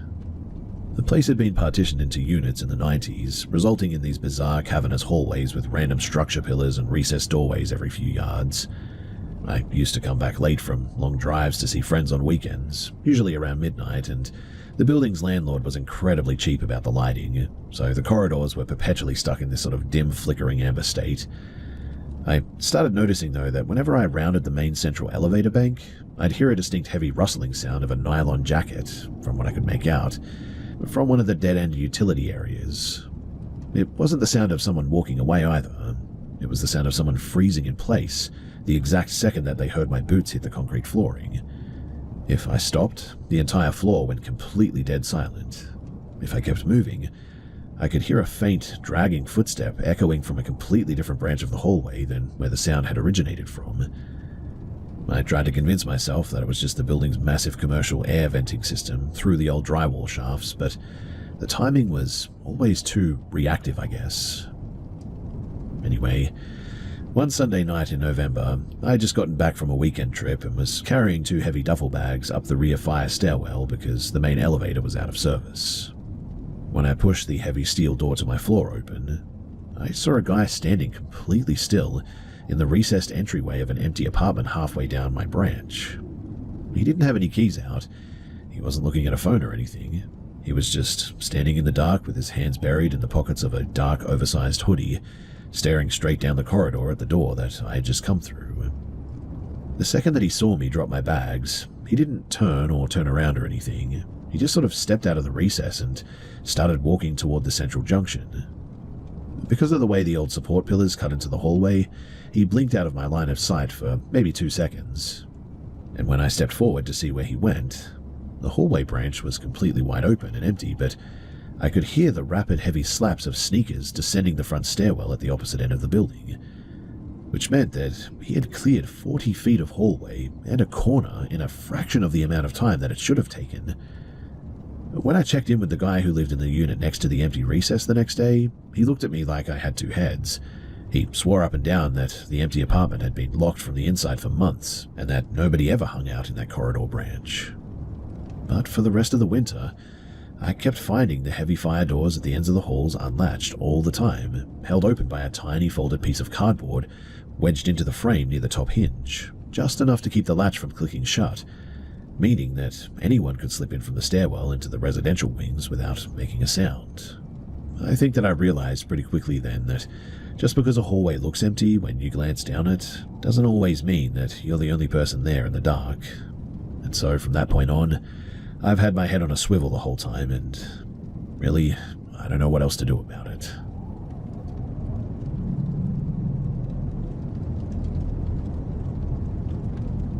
That exact specific panic, when you realize that you've casually handed over all your leverage to a stranger in a vehicle, is the absolute worst. The minute that the child locks click and the speed picks up, you are entirely on their timeline, and every mile feels like you're drawing a line further away from anyone who actually knows where you are. This happened a few summers back when a buddy and I took a long-distance train down to a music festival held at an old fairground site out in the rural pocket of Illinois. We got off the Amtrak at this tiny, unstaffed platform, about 15 miles from the festival gates. The station was basically just a concrete slab with a rusted metal awning. It was pushing around 5 in the afternoon, and our phones were basically useless bricks at this point, because the local towers were completely overwhelmed by the thousands of people descending on the county. We were standing by the gravel lot, trying to find a signal desperately, watching the battery bars drain, when this old, faded burgundy van pulled up. The guy driving had a laminated pass hanging from his rearview mirror and leaned out the window, shouting that he was running a direct shuttle to the south camping gates for $10 a head. We threw our stuff in the back and we climbed in instantly. There were no other passengers, just a row of stained bench seats that smelled like stale air and old vinyl. The guy didn't even wait for us to sit down before he literally floored it out of the lot, throwing us back into our seats. He didn't ask which campground we were heading to or check our passes or anything. Instead, he immediately started preparing us with this really specific questions about our gear. He wanted to know if we had our weekend wristbands on us yet, if we had any high-end camera rigs in our bags, and if we were carrying cash for the vendor booths, since the local ATMs were all down apparently. My buddy tried to deflect a little bit, making a joke about us being broke students, but the driver, he just stopped talking completely at that moment. He didn't laugh, didn't reply, and just stared at us through the rearview mirror, his eyes shifting back and forth between the road and our reflection. He didn't take the state route toward the fairgrounds either. About 5 miles in, the pavement gave way to loose dirt, and he veered hard onto an unmarked gravel access road that ran parallel to a massive abandoned industrial limestone quarry. It was just miles and miles of rusted machinery, chain-link fencing, and overgrown weeds. He pinned the accelerator down along the gravel track, dust completely clouding the back windows until we couldn't see the highway anymore. My buddy caught my eye and suddenly unzipped his pocket, gripping a heavy metal flashlight that he'd packed. I reached down and unlocked my door handle, preparing to hit the dirt the second that the wheels slowed down, even if we were going 40 miles an hour. The driver, he swerved onto an old, hollowed-out loading area behind a defunct stone-crushing mill. He slammed the brakes, throwing us forward against the front seats, and cut the ignition. The sudden silence in the van was truly terrifying, too. Right as the dust settled, a second car, a battered sedan with no plates, pulled out from behind a concrete barrier, blocking the narrow exit lane behind us. 2 guys got out of the front seats, walking deliberately toward the van's side doors. They weren't moving fast, just steady, like they knew that they had all the time in the world. Before they could reach the handles, the absolute fluke of our lives happened. My buddy's phone suddenly vibrated. A random, delayed text notification from his dad had managed to punch through the dead zone, causing the phone to let out a loud, piercing emergency alert chime that he'd set up for family calls. Without hesitation, my friend grabbed the phone, slammed it against his ear, and started screaming at the top of his lungs into a completely dead line. "Yeah, Dad, we're right here. The shuttle driver took the quarry road by the old mill. We see your truck right at the entrance. Pull in right behind the burgundy van, we're right there." The driver's head snapped around so fast that I heard his neck literally pop. He looked at the phone, looked at the sedan blocking the lane, and must have assumed that a second vehicle full of people was literally turning into the gravel track behind him. He didn't say a single word. He cranked the engine, threw the van into reverse, and smashed straight into the front bumper of the sedan behind him, clearing just enough space to swing the wheel. He tore out of that quarry like the van was on fire, leaving the two other guys standing in a cloud of white limestone dust. He drove like an absolute psycho as well for the next 10 minutes, slammed the brakes outside of the main festival security point, and literally pushed our side bags out the side door before speeding off down the highway. We ended up talking to one of the local county deputies working the gate detail later that night. He didn't even look surprised. He told us that the abandoned quarry was a notorious dumping ground for interstate cargo thefts, and that crews regularly targeted stranded festival kids because they knew that they'd be carrying cash, electronics, and wouldn't be missed for days by their friends inside of the gates. To be honest, it completely ruined the weekend for us too.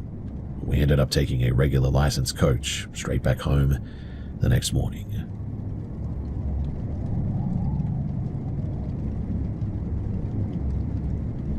So I had a bit of an unhinged experience with a rental place back in late 2024. This was a converted industrial loft space right near the shipyard in Baltimore. Huge steel frame windows, exposed brick, looked awesome on the paper lease, but the mechanical stuff, well, that started going sideways within the first week of me moving my mattress in. For me, it was the charge in the apartment. The place had these massive floor-to-floor iron columns that supported the old timber beams, and I started realizing that whenever I walked past the central pillar, the hairs on my arms would completely stand up, and the air would taste distinctly like copper pennies. If a truck passed by outside and the headlights swept across the brick, the shadows of that iron column wouldn't move with the light too. It would stay completely fixed to the brickwork, a dark permanent vertical stripe that didn't match the angle of the windows at all. Then, the weight of things started shifting, but without making a sound. So I kept a heavy 70-pound iron anvil on a thick wooden block by the window that I used for leatherworking. I know, kind of random, but hey, that's who I am. I'd been sitting across the room on my laptop in total silence, and when I glanced over, the anvil would be sitting upside down. Not tipped over, but perfectly inverted, balanced flawlessly on its narrow horn. There were never any scuffs on the timber block underneath, and the dust on the floor hadn't even been disturbed from what I could make out. It was just suddenly reversed, as if the room had briefly forgotten which way gravity was supposed to pull. I would walk over to it, and that's when I would realize that it was sort of leaning against the wall, but still, how it got upside down like that is completely beyond me. My sister came down to stay over a weekend for a while as well when she was looking for a job, and she didn't even make it past midnight. She was brushing her teeth in the bathroom when she noticed the water in the toilet bowl was sitting level, and the surface of the water was tilted at a sharp 15-degree angle, perfectly static, defying physics as if the entire building was sort of leaning down a steep hill, even though the floorboards under her feet were completely flat. She watched a drop of water from the faucet fall as well, in what she described as a diagonal line toward the edge of the sink basin instead of going straight down. She walked out of the bathroom, picked up her car keys, and literally just left without saying a word. I tried to stay personally because mostly I was broke, but the apartment started altering the air a bit, and by mid-November, the humidity inside became pretty intense, but only really ever in a 5-foot circle right in the center of the living room. If you stepped into that specific space, all the ambient noise from the street outside would completely vanish too, replaced by a sort of pressurized silence that made your ears pop, like being at the bottom of a deep swimming pool. The final straw for me, though, happened one morning. I was standing at the counter pouring cereal when the sound of the entire harbor outside, the foghorns, the gulls, the shipyard traffic, just instantly dropped away. I looked up and there were drops of water dripping from the leaky kitchen faucet, but they had stopped mid-air, like literally they were suspended there. There were about 6 individual droplets hanging in a perfect vertical line between the tap and the drain, completely suspended in space, vibrating slightly like they were caught in a spider web. As I stared at them, a thick dark grey grease started seeping out of the solid metal joints where the iron column met the ceiling. The grease, or I don't know, maybe it was a shadow, didn't drip down. It literally ran up the column, defying gravity, crawling straight toward the timber beams, and then disappearing sort of like between them and the roof. At that exact second too, the glass in the massive steel frame windows turned completely opaque, frosting over with like just a thick film of some sort from the inside that completely blocked out all the daylight, plunging the room into complete darkness. Well, I didn't stick around to find out what the heck that was about. I grabbed my computer, my clothes, I left the keys on the counter, and I walked out into the hallway where the regular harbor sounds instantly slammed straight back into my ears. I left that place, called my sister, and trekked all the way to her place to stay with her for a while. Eventually, I went back with her to get my stuff, and thankfully while we were there, nothing happened, but still, I had that distinct feeling of being watched the entire time that we were packing up.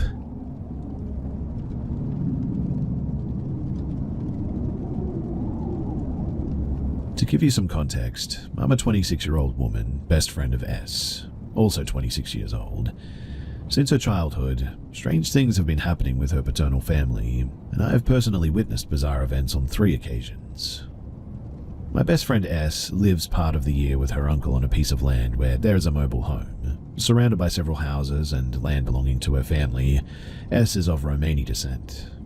She no longer has contact with her parents, who were abusive and abandoned their children, which explains why she's been living with her uncle for like several years now.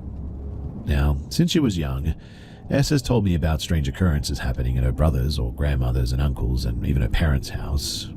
A very tall man sometimes appears at night and regularly watches them. These appearances occur randomly, whether it's raining, windy, snowing in summer or winter. This man, whose face is always unrecognizable, seems to stand in certain spots to spy on them late at night. At first glance, this could be dismissed as a case of stalking, I admit, but what is truly unsettling is that this man has been around for not just 1 or 2 years, but since the childhood of S's aunts and uncles. This man has been tracking them for generations, it seems. The strangest thing of all, though, is that every time someone tries to confront him, it's impossible to get close. The man seems to move away very quickly without running, and sometimes he completely disappears when he is actively searched for. For instance, S's cousin once tried to catch him, but whenever he went out with friends or uncles, this man had completely vanished. What makes this situation even more disturbing, though, is that whenever he appears, there is an intense feeling of discomfort that affects everyone, even those far from the area where he is seen. Now, the first time S saw him, she was 6 years old, and had gotten up to drink a glass of water. She saw a man standing very close to the patio door. To give you an idea of how tall he is, she could only see his shoulders, not his head. She called her mother, who also saw him and was frozen in fear. The family dog at the time began whining. After several minutes, this man backed away and hid or, well, disappeared. The second time, she was at her grandmother's house when she spotted a very tall, motionless man looking in the direction of one of her uncle's plots. Her cousin, who started having a panic attack, also noticed him too. Her uncles and father tried to approach him, but he quickly moved away without actually running. They still couldn't see his face when they got close too. And the third time was when I was with her at her uncle's place. She heard her dogs whining, and her uncle, who is usually a heavy sleeper, suddenly woke up, grabbed a baseball bat, and went outside trembling to confront this guy. But as soon as he stepped outside, the man seemed to evaporate into the vegetation. The land is a fairly wooded area. Now, here are some questions that I've received, and I'll try to give some answers to them. Why do they think it's the same man? Well, because of his height and the way that he flees. But what doesn't make sense is that it's been happening since the childhood of S's aunts and uncles, so this man should be very old by now. And that's really unsettling to think about, but he's never tried to approach anyone or talk or leave a message or anything. It's just really bizarre. What about the police? Well, they only called the police twice. Being from a Romani background, even though they are settled, they aren't always taken seriously by law enforcement. An investigation was opened at one stage, but it didn't lead to anything. Has no one ever managed to catch him? As mentioned earlier, never. And it's weird too that, despite attempts to chase or confront him and his disappearances, this man still seems to linger around. Why consider something supernatural? Well, Essa and some members of her family are almost convinced of it. First because of his apparent age, and then because they have never been able to catch him. And despite the investigation, there were no footprints, no DNA, no signs of forced entry, nothing tangible, I guess you could say. What about photos or videos? At night, on land surrounded by forest and without streetlights or city lights, they tried, but you could barely see anything. Even the installation of surveillance cameras was a failure, which reinforced the theory that this man might not be human, well, according to them anyway. Personally, I am a believer and have seen strange things before, but what happens at my best friend's place from time to time is really frightening, especially the reactions of the dogs who seem to panic as soon as this man is around. This leads me to think that it might be a spirit or maybe a djinn haunting the area. S's favorite uncle thinks that it might not be the same man, but if it is, he's one heck of a degenerate or a pervert is what he says, because to stalk a family for 40 years requires serious determination. So my question for all of you guys is, do you have any idea as to what this is, what his intentions might be, anything? Because that too remains a real mystery.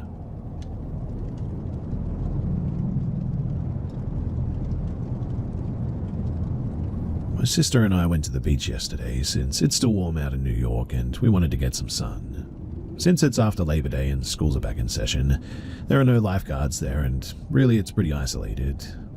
We arrived around 11 in the morning and there was a couple sitting near us, as well as a man who was walking in the sand with his headphones in. Around 1 p.m, the couple who was sitting near us left the beach. The man who was walking in the sand was still there and further in the distance were two women sitting on their beach chairs. My sister was sitting in her beach chair and I decided to lay on my stomach to get the back of my body more tanned. When all of a sudden I hear my sister say in a very fearful voice to me, "There's a man coming toward us." But the man who was walking the beach with his headphones in came walking toward us, swinging his arms back and forth. I immediately got up and he was now on the edge of my beach blanket. Both my sister and I panicked in the moment and basically froze. I asked him if he needed something, but he didn't say anything. He just stared at my sister and me. My sister said, "Let's get our belongings and let's just go." We got off our beach blanket and we exited the beach, but the whole encounter really had my sister and I shaken up. I mean, I don't know what he was going to do to us or if he would have been waiting for us in the parking lot or what, but the look in his eyes is something I'll never forget. We immediately contacted the police after this and we filed a report.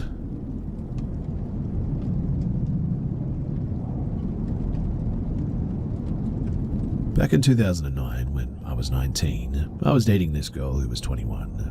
I was in college and living at home with my mum. My girlfriend and I had been together for about a year at this point. She had been invited to a co-worker's party in a nearby town. I wasn't feeling well that night though, so I decided to stay home. Now, to get from our town to the co-worker's town, you had to drive through a long stretch where it was just woods on both sides of you. I think it was late fall at that time, so it was getting darker earlier. She was driving home at around 7:30 or 8 o'clock when she called me from that wooded road just to chat along the way. But the call ended suddenly. You might be thinking the call got dropped because, well, she was driving through a wooded area, right? And that's what I thought too. She called back almost immediately. I answered the phone, but it wasn't her. It was a deep voice, but it was completely clear. What I mean by clear is that it wasn't like staticky or anything. To this day, I 100% maintain that it was not radio interference too. Anyway, the voice was deep, clear, and sounded urgent and angry. It was speaking in a language I've never heard before. It wasn't German, French, Romanian, Spanish, or whatever. It might be dramatic to say this too, but the voice didn't sound, well, human. I wish that I could somehow record my thoughts so that I could post the memory of this voice for all of you to hear because it was just indescribable. I remember sitting there though, I was in my bedroom at the time, completely frozen, holding the phone to my ear. I eventually got up in a panic and ran to my mum in the living room. I handed her the phone and frantically said, "Please listen to this."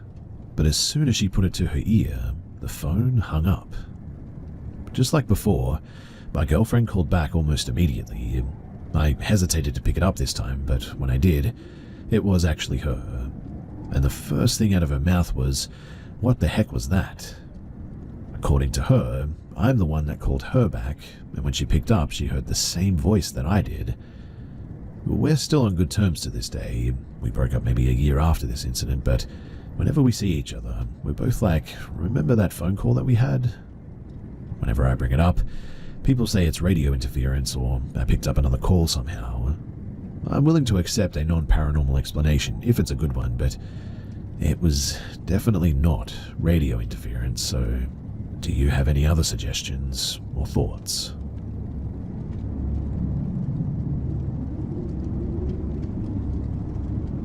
So I don't encounter much these days regarding the paranormal. However, I remember a distinct day as a kid that I'll never forget. My grandmother of Vietnamese descent used to tell stories of her ability to sense the presence of unearthly beings dating all the way back to her childhood. The earliest story that she recounts is walking home from school with her friends along an abandoned railroad in Vietnam.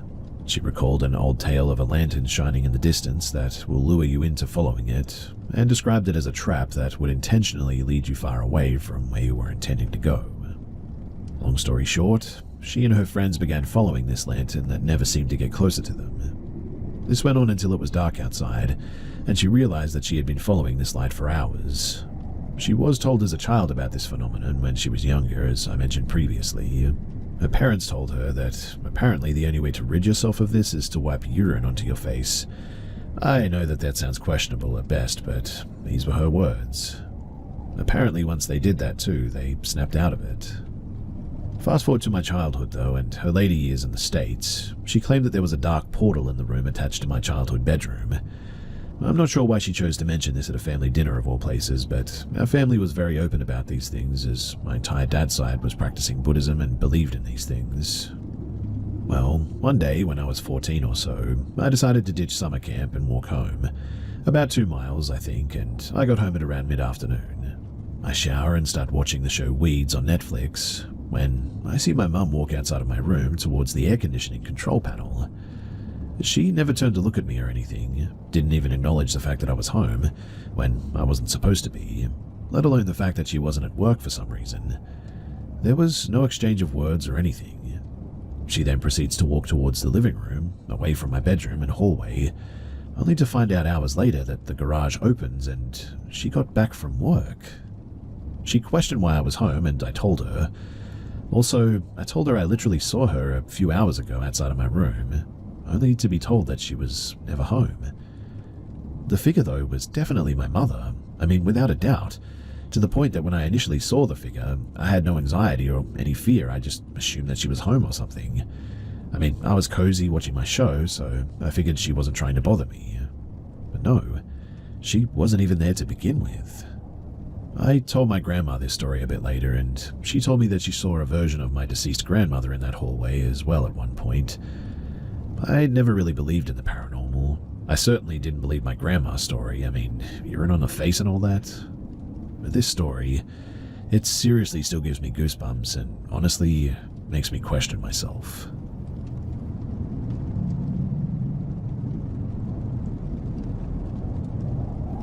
So I moved with my mum to her new boyfriend's when I was 11. I'd experienced a few weird things in my life by this point.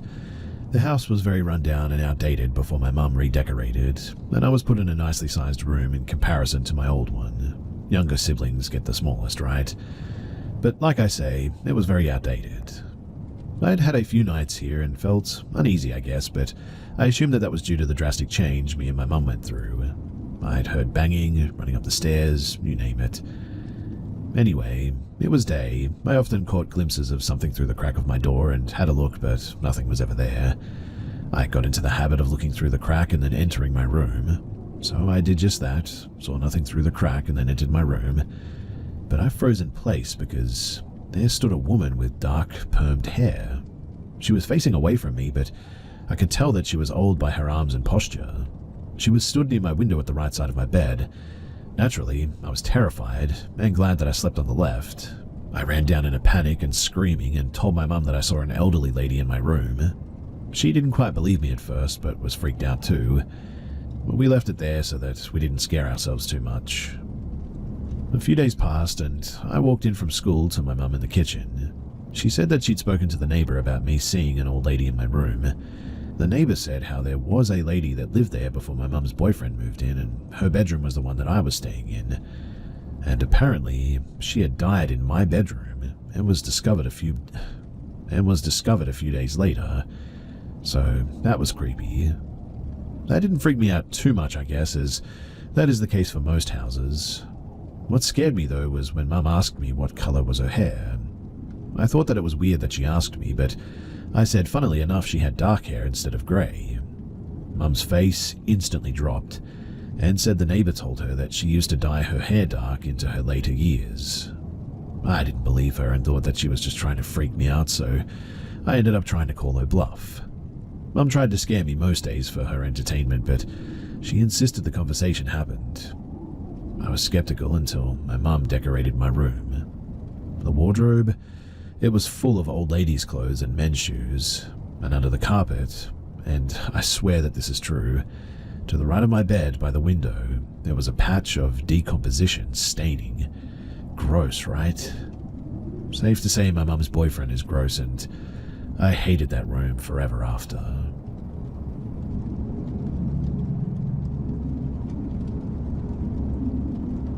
So I've been hesitant to share this, but I think it's time. What happened to me and my family in our old home, it still chills me to the bone. A few years ago, my family moved into a large old house that had been in my family for generations. It's a beautiful place with a lot of character, but from the moment that we moved in, something always felt off. The first sign was the constant feeling of just being watched. We would frequently hear footsteps when nobody was around, and doors would open and close on their own too. My parents brushed it off as the house settling or old plumbing and all that, but I certainly wasn't convinced. And one night, I was home alone while my parents were out. I was in the living room watching some TV when I heard someone calling my name from upstairs. Honestly, it sounded like my mum, but when I went up to check, the house was obviously empty. I called out but got no response. I checked every room, but nobody was there. A few nights later, while I was trying to sleep, I felt a cold hand touch my shoulder. I turned around to find nothing but the dark, empty room. My heart was racing, though, and I barely slept that night. The final straw came one evening, though, when we were having a family dinner. A picture frame fell off the wall and shattered on the floor, and when we picked it up, the picture was of a woman that we didn't recognize. We had never seen her before, and she wasn't a relative. My parents did some research and found out that the woman had lived in the house decades before and had died under mysterious circumstances. Since then, we've had the house blessed and tried to ignore the strange occurrences, but the feeling of unease just never fully went away. I still wonder who or what was trying to communicate with us there, and I'm wondering if anybody else has experienced something like this. I would love to hear your thoughts, or if you have any advice on dealing with a haunting, because, honestly, I have no idea.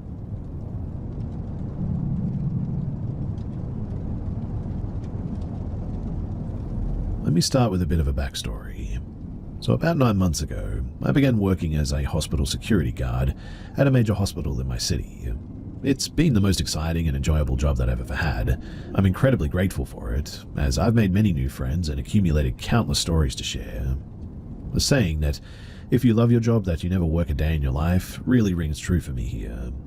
I've had such a variety of experiences too, from arresting trespassers to dealing with mental health patients and searching for missing individuals, the list goes on.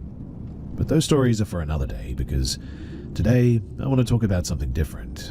My experience with the paranormal. Before I started this job, I was already intrigued by the idea of paranormal activity in a major hospital. I mean, people pass away in hospitals every day, so you'd think that it would be a hotspot for ghostly encounters, right?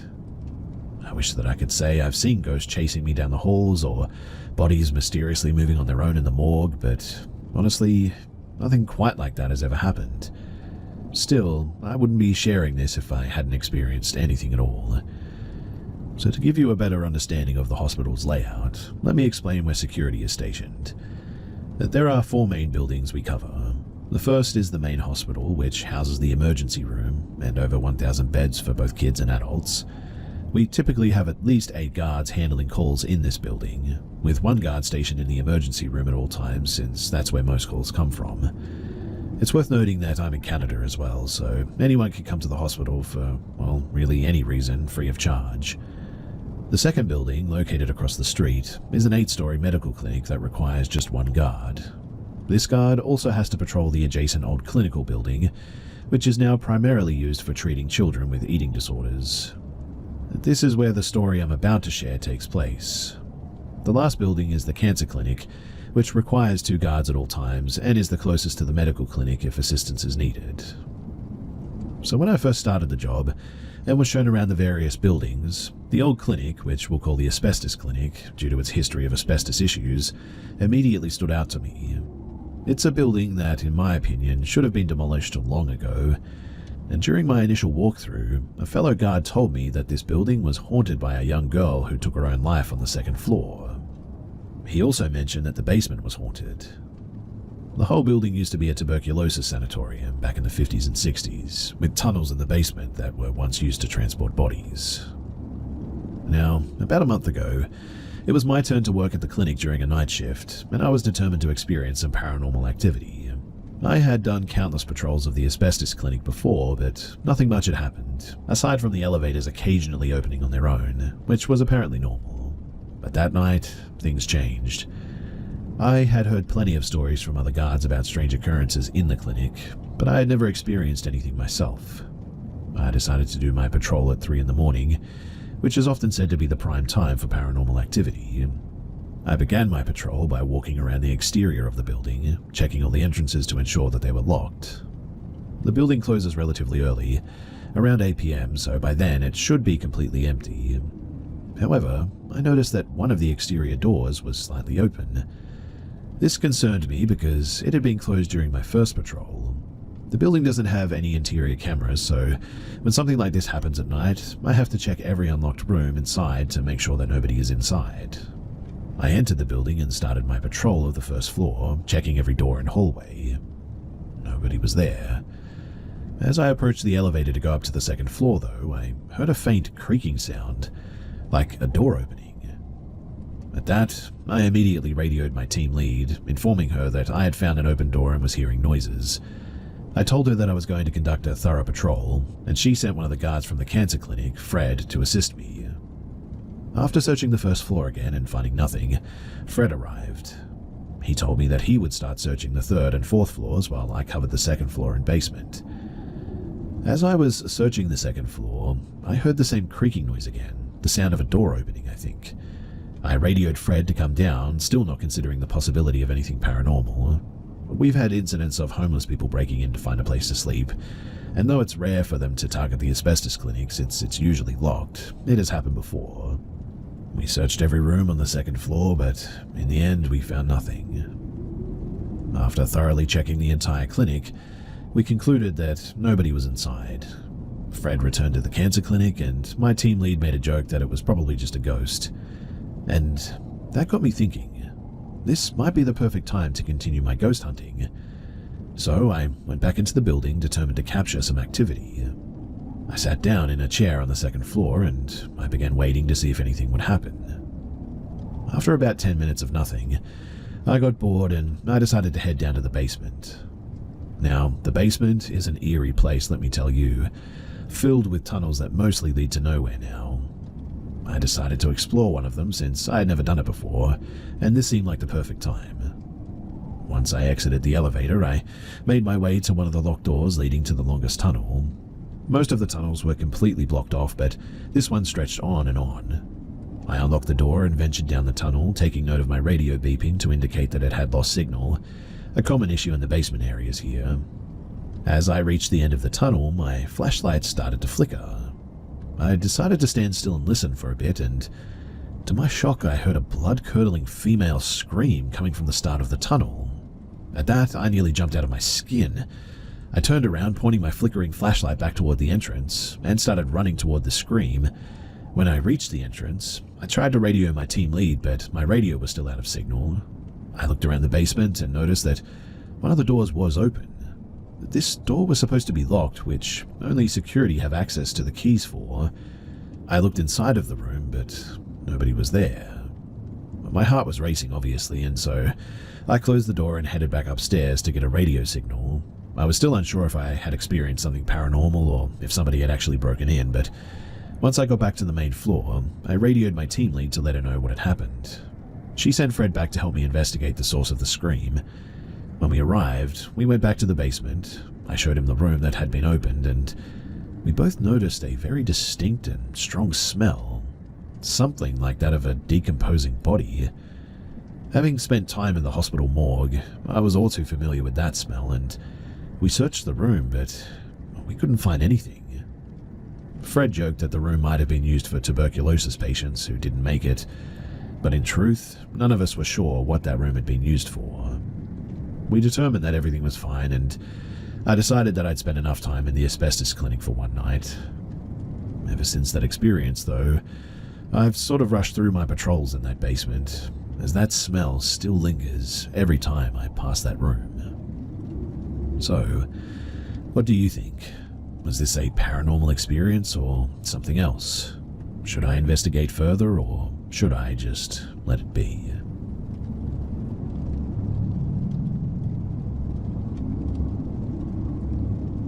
My first experience with the paranormal was actually a string of experiences. I was 16 and my family had just moved into a new home. Honestly, I really loved that house too. I had my own room that I picked myself, and I didn't feel any kind of hesitance while unpacking and decorating to make myself feel more at home. Everything was great. At least for the first week, that is. After school, I would get home with my little brother about an hour before my mum. And one day, I was the first one into the home. I threw my bag onto the kitchen table and found my cat stood frozen, staring at a door in the kitchen that led to our garage. I spoke to my cat. "Hey, what are you doing?" I walked towards him, but before I could touch him, a woman's scream came from the garage, and my cat literally sprinted from the room. I followed at that, taking my little brother with me outside and calling my mum. My brother insisted that he didn't hear anything, though, and my mum suggested that I must have imagined it, but I knew that it was real because, well, my cat reacted like that. Once my mum got home, we checked the house to find nothing. She suggested that I was stressed and watching too many scary movies. I didn't bother to argue any further. I could tell that I wasn't going to be believed, so I grabbed my bag and walked to my bedroom at the end of the hall. I stood in the doorway, freezing in my tracks. My closet door was slid open and hanging from its track, as if someone had tried to pull it off, and my pillow was standing in the middle of the room, a flat, flimsy pillow that I couldn't get to stand even if I wanted to. I yelled for my mum. "Someone's been in my room," I accused. She came back, my little brother trailing behind her. I pointed in the room, only to find the pillow now laying flat, as it should have been the whole time. "You must have knocked it off the bed when you woke up this morning." She brushed it off, but I knew that I hadn't, and even if I had, how was it standing like that? I played with the pillow for like several minutes, trying to mimic the position that it had been in, but I just couldn't get it to happen again. I mean, it just seemed impossible to me. I went to bed that night without a problem. And while I did think that what had happened earlier that day was strange, I didn't lose too much sleep over it, but I was prone to waking throughout the night, so, like clockwork, I awoke around 3 in the morning and got up to go to the bathroom. When I returned to my doorway and to my bedroom, I froze. The light from the bathroom shined just barely into my room, making it impossible to miss because I could see a figure sitting on the edge of my bed. It had no features, just the shadow of a large man. I leaned forward, squinting my eyes, trying to adjust my vision to the darkness of my room, but before I could move any further, the figure stood and instantly charged at me. I have never screamed so loud. My feet came out from under me and I hit the floor, my hand flipping on the light before I had lost my balance. And when I looked again, nothing was there. My mum and brother were there in an instant, wondering why I was screaming and now crying on the floor. I tried to explain, but "You were dreaming," my mum told me. I was awake, I was up. I tried to argue, but she just shook her head. "You must have been dreaming," she insisted. "Go back to bed." I didn't sleep well that night. The next day, surprisingly, went fine. That is, until I was back home from school. That house suddenly didn't feel like home to me, and my room did not feel like mine anymore. I felt like I was invading somebody else's space, and I was sort of apologetic. I then attempted to make a Ouija board out of cardboard and a clear bottle cap, because I was desperate to confirm my own experiences. "Hello," I said quietly, waiting for a response. Nothing. "I'm sorry if we've moved into your home. I'll be a good roommate. I'm very clean." I began to ramble, but the bottle cap, it never moved. I started to feel silly looking down at the makeshift board. It was just trash, really, and so I pushed it away and climbed into bed, embarrassed that I believed such a thing would even work. That night, I heard something rattling around, though. I initially thought that it was a large house moth or something knocking itself onto my window. I flipped on my bedside lamp and noticed that the board on the floor, only the bottle cap was standing on its side, spinning like a quarter in fast circles. I let out a breath of air in disbelief, and the cap dropped, once again motionless. I jumped out of bed and grabbed the board, tearing it in half and shoving it in the trash. I kept my lamp on for about an hour before I started to feel tired again. Reluctantly, I flipped the lamp off and I drifted to sleep. I always slept with a blindfold on, irritated by the smallest bit of light, so when I awoke again feeling the cold air of my fan, I assumed that I had kicked my blanket off in my sleep. I felt around the bed, trying to find it to cover myself again, but no luck. I lifted my blindfold and I was horrified to see my blanket standing tall above me. It had to have been about 6 feet, towering over my body. I moved quickly, attempting to throw my feet to the side and run to the door, but the blanket fell, and I was forced back to my mattress, a weight suddenly suffocating me, as if somebody had just laid on top of me. I gasped for breath, trying to scream, but not a sound would escape my throat. I remember my eyelids fluttering as I lost consciousness from the lack of air eventually. That morning, I awoke with my blindfold lifted, my blanket tossed to the side of the bed, and pain taking over my body. I knew that I hadn't imagined it, and I came out of my room and I just couldn't stop myself from crying when I found my mum getting ready for work in the bathroom.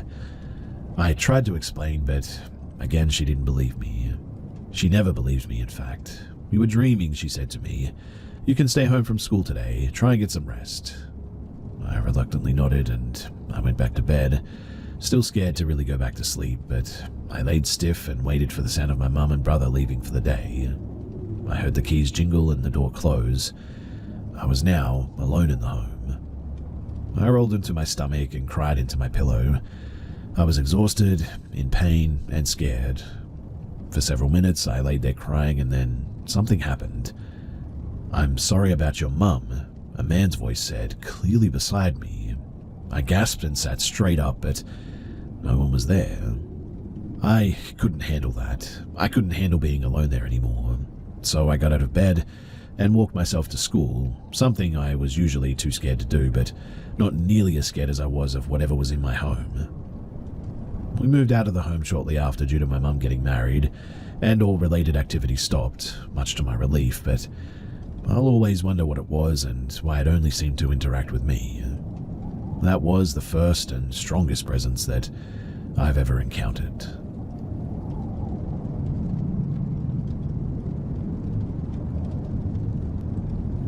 I live in a rural area with my elderly grandfather and am his primary caretaker.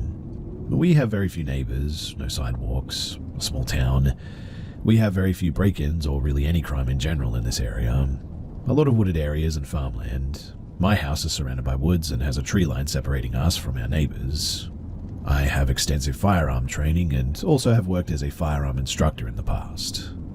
So, last Friday, I'm sitting in my basement on my couch about to go to sleep. This is a pretty regular occurrence for me. My couch sits in front of a big window, the blinds always closed, and a glass door that leads outside, covered with a semi-transparent shade. You can see through it, but just barely, enough to make out a silhouette if you need to. Now, it was about almost 11 p.m. and I was watching a movie with headphones on when I thought that I heard a noise outside, which is a bit weird considering that I was wearing headphones with the volume up pretty high. So I took off the headphones to listen more closely. I heard what sounded like footsteps in the gravel driveway just outside of my door, but not walking, more like, I don't know, dancing or maybe sprinting, like they were moving very fast. At the time, I got up and looked out the glass door, and I saw nothing. So I chalked it up to just being an animal. I sat back down on the couch and was about to put my headphones back on when I heard 3 distinct taps on my window, just opposite my couch. Naturally, I'm a bit startled by that because no one I know is going to do that. They would call me or just knock on my door, especially this late at night. As I stand up again, I hear the gravel in the driveway rustling again, this time louder and as if somebody is running away. The direction that I heard them running is directly into a briar patch and densely wooded area. So I grab my rifle that I keep in the closet just beside the basement door, and I step outside. Using the flashlight attached to the rifle, I scan the tree line looking for possible threats because I'm convinced at this point that some people are here to rob me. I see nothing and go back inside thinking that maybe still, probably more trying to convince myself that it could have been an animal of some sort. At this point, I turn off all the lights inside and just sort of stand behind the glass door with the shade, with the outside floodlights on. This way I could see outside and nobody could see in, just sort of watching. I was making sure everything was okay before I had to go to bed. It's extremely quiet outside, like in scary movies when they say even the bugs and the birds are silent. That was now occurring. Not a cricket or a locust, not anything was making a sound. As I'm almost ready to give up and say it was just my imagination, I see a flicker of light in the woods in front of me. If I had to guess, it was maybe the size of a dime, like a reflection of my house lights into metal or something, followed by the bushes rustling. So once again I step outside and yell, "Hey," seeing if I could scare who or whatever it was away. And that was when I hear a loud whisper. That's the best way that I can describe it anyway. It was a whisper, but loud enough for me to hear it from about 100 feet away say, "Hey," back to me. I'm freaked out because I now realize that it's another person. So I shoulder my rifle, point the mounted flashlight back into the woods again, and yell back to them, "Wrong house, dude. Get out of my property unless you want to die tonight," or something along those lines. At that moment, to my right, I hear a person whistle softly. It sounded kind of like they were mimicking a bird, 2 soft whistles, coming from the same tree line just further to the right. At that point, I turn and aim my rifle about 20 feet short and to the left of the tree line, not in the exact direction of the noises in case it was just some dumb kids just pulling a prank or something, and fire 5 shots into the ground to scare whoever it was away. I kept the flashlight pointed at the tree line, scanning for any movement.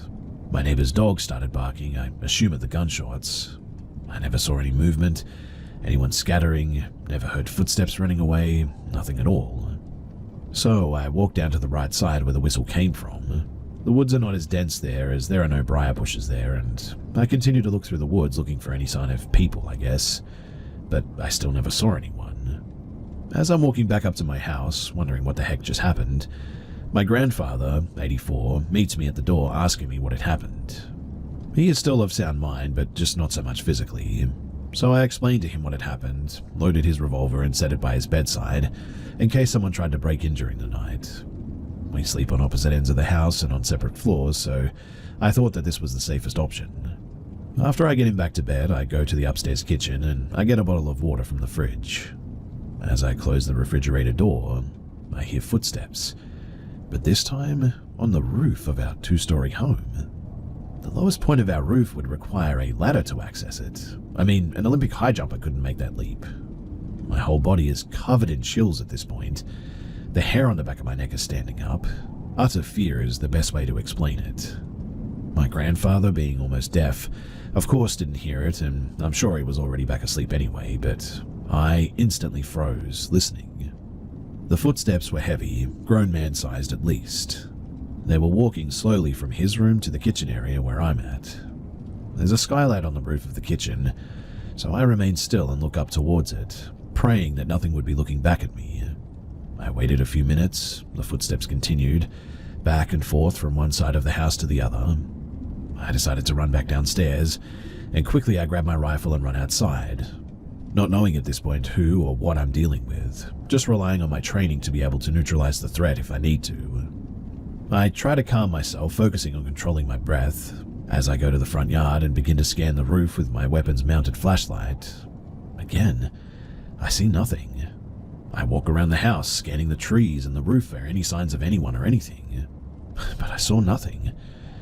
I had repeated this twice, yelling out a few times, "I don't know what you are, but you better get the heck out of here." And eventually I just gave up. Returning inside to watch some TV with my rifle in hand all night now, I sat there and really, that was the end of it. No weird or unnatural occurrences since that night.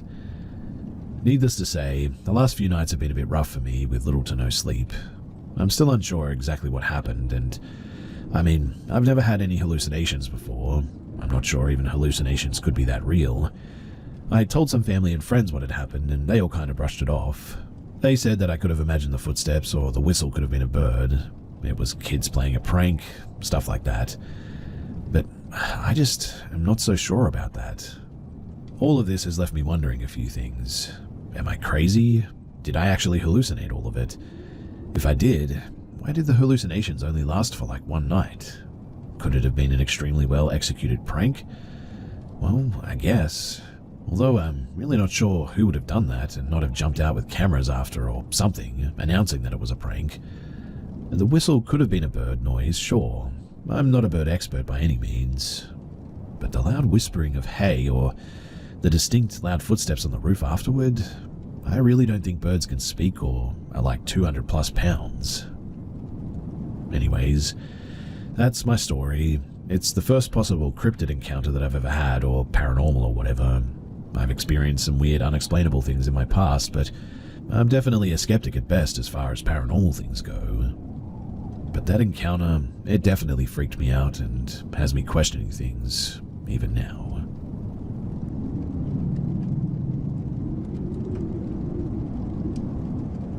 My 10-year-old daughter, well, she sleep talks. Sometimes she'll even sit up and look around a bit. And last night, she dozed off on the couch, and 15 minutes later, she sat up and said, "Where did it go?" I said, "It's okay, honey, go back to bed." She laid down and asked me again where it went. I said, "Go back to sleep." And then I immediately heard a man's voice right in front of me say no. I looked at my daughter and she was asleep again. My husband was in another part of the house in our bedroom asleep, and honestly, I'm still very shaken. There was a man who passed away in our living room in 2017. There was also a man who shot his wife in the head with a shotgun in 1986 in the driveway across the street. We also live by a cemetery, like next door, I mean. I never really felt spooked as well until, well, last night, and I haven't slept. The voice was so aggressive, and I just hate this so much. It was close and it was real. I don't know how else to explain it. I've asked my daughter if she ever has dreams about ghosts or sees ghosts, but she said no. I asked if she thought the house was haunted, and she said, "Well, there are the dimes." I forgot about the dimes.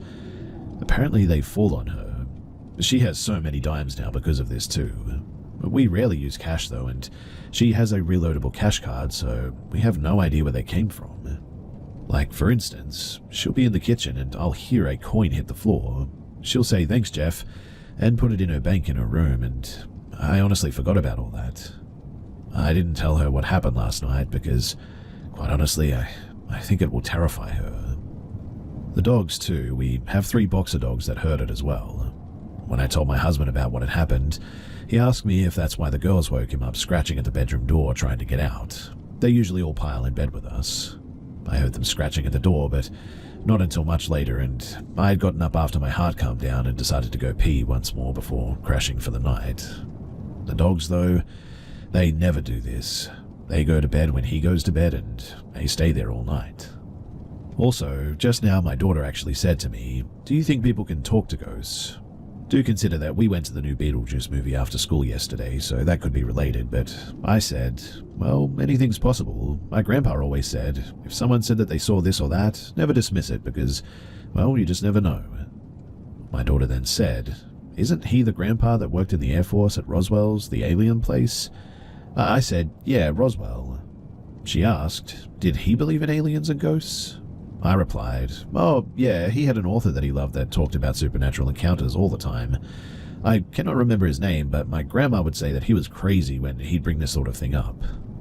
She said, "Well, she wasn't lucky enough to see that sort of stuff, I guess." I said, "Why do you ask?"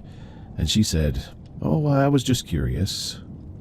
Also, Jeff, the man who died in our house, he was a nice guy and a bit of a family friend. We've always said Jeff jokingly, and we've agreed that if he were to do anything, that he's obviously nice, if he's leaving us money. The voice I heard was forceful, though, and almost angry. Nothing has happened since then, and my daughter has seemed unfazed. I've also been sleeping a lot better. Well, after a couple of days, that is.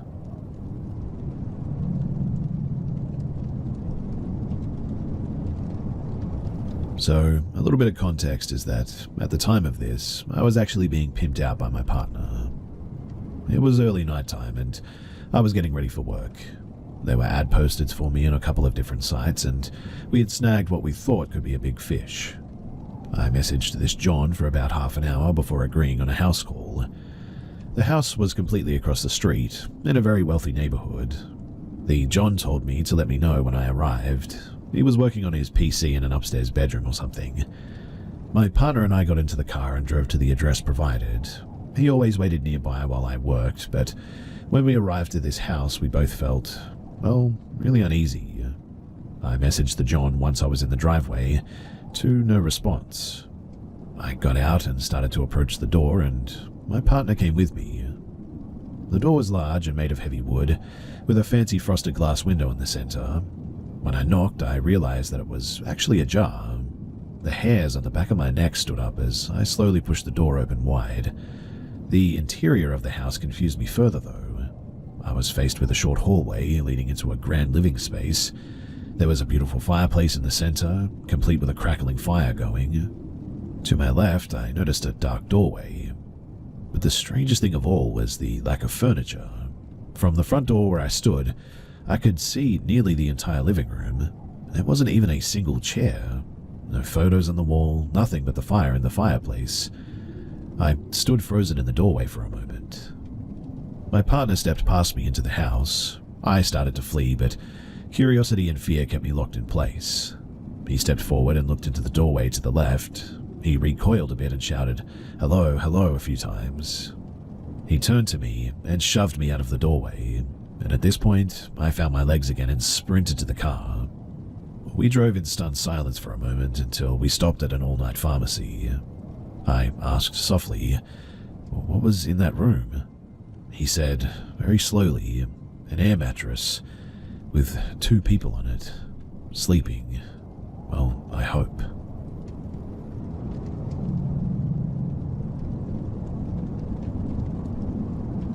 This is something that I experienced at and below the age of 6. It's something that I still think about now as a 37-year-old and have some vivid memories of. So, in the first house I lived in, I shared a room with my older brother. It was a small house with tiny rooms, so we slept in bunk beds with me on the bottom. My parents are somewhere on the hoarder spectrum, and as such, there was a lot of stuff packed into our small room. One item in particular was a stuffed Afghan dog that my mum had made. At the time, it felt like it was huge, and it had a very distinct, pointy face with plastic eyes glued on. It was actually stuffed with old tights and made a distinct noise when you moved it. My mum called it Arabella Afghan, and she stayed at the bottom of my bed with some other toys. To add a bit more context too, I was born in 1987. My maternal grandfather died in 1985, and as such never met any of his grandchildren. I remember my mum speaking about him a lot as a kid, saying how old he would have been when his birthday came around and generally telling us about him. I know that she missed him a lot, and she said to me one day that she had regretted not telling him she loved him before he died. Now, I'm not suggesting that this definitely happened, as I know that the imagination of a child can be very active. However, the events that I'm about to tell you at least felt real to young me. So with all that said, here's what happened. Arabella, she would come to life in the night.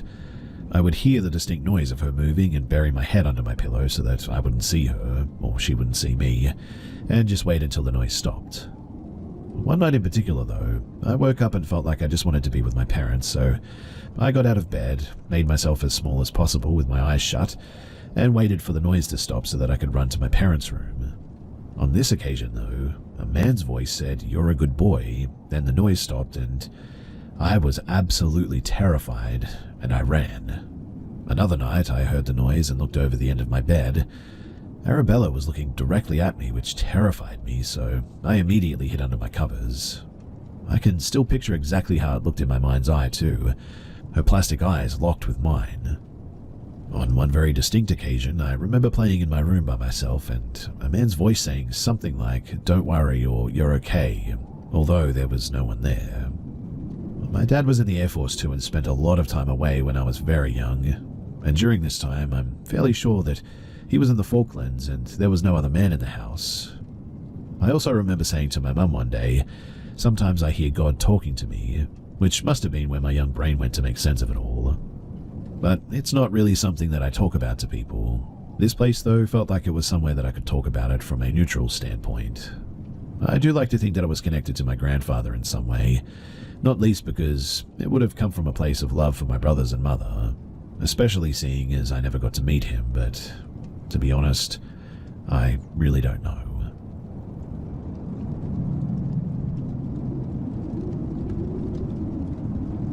So I used to be a paranormal investigator as a hobby, and thought that I'd share my most memorable encounter with all of you guys.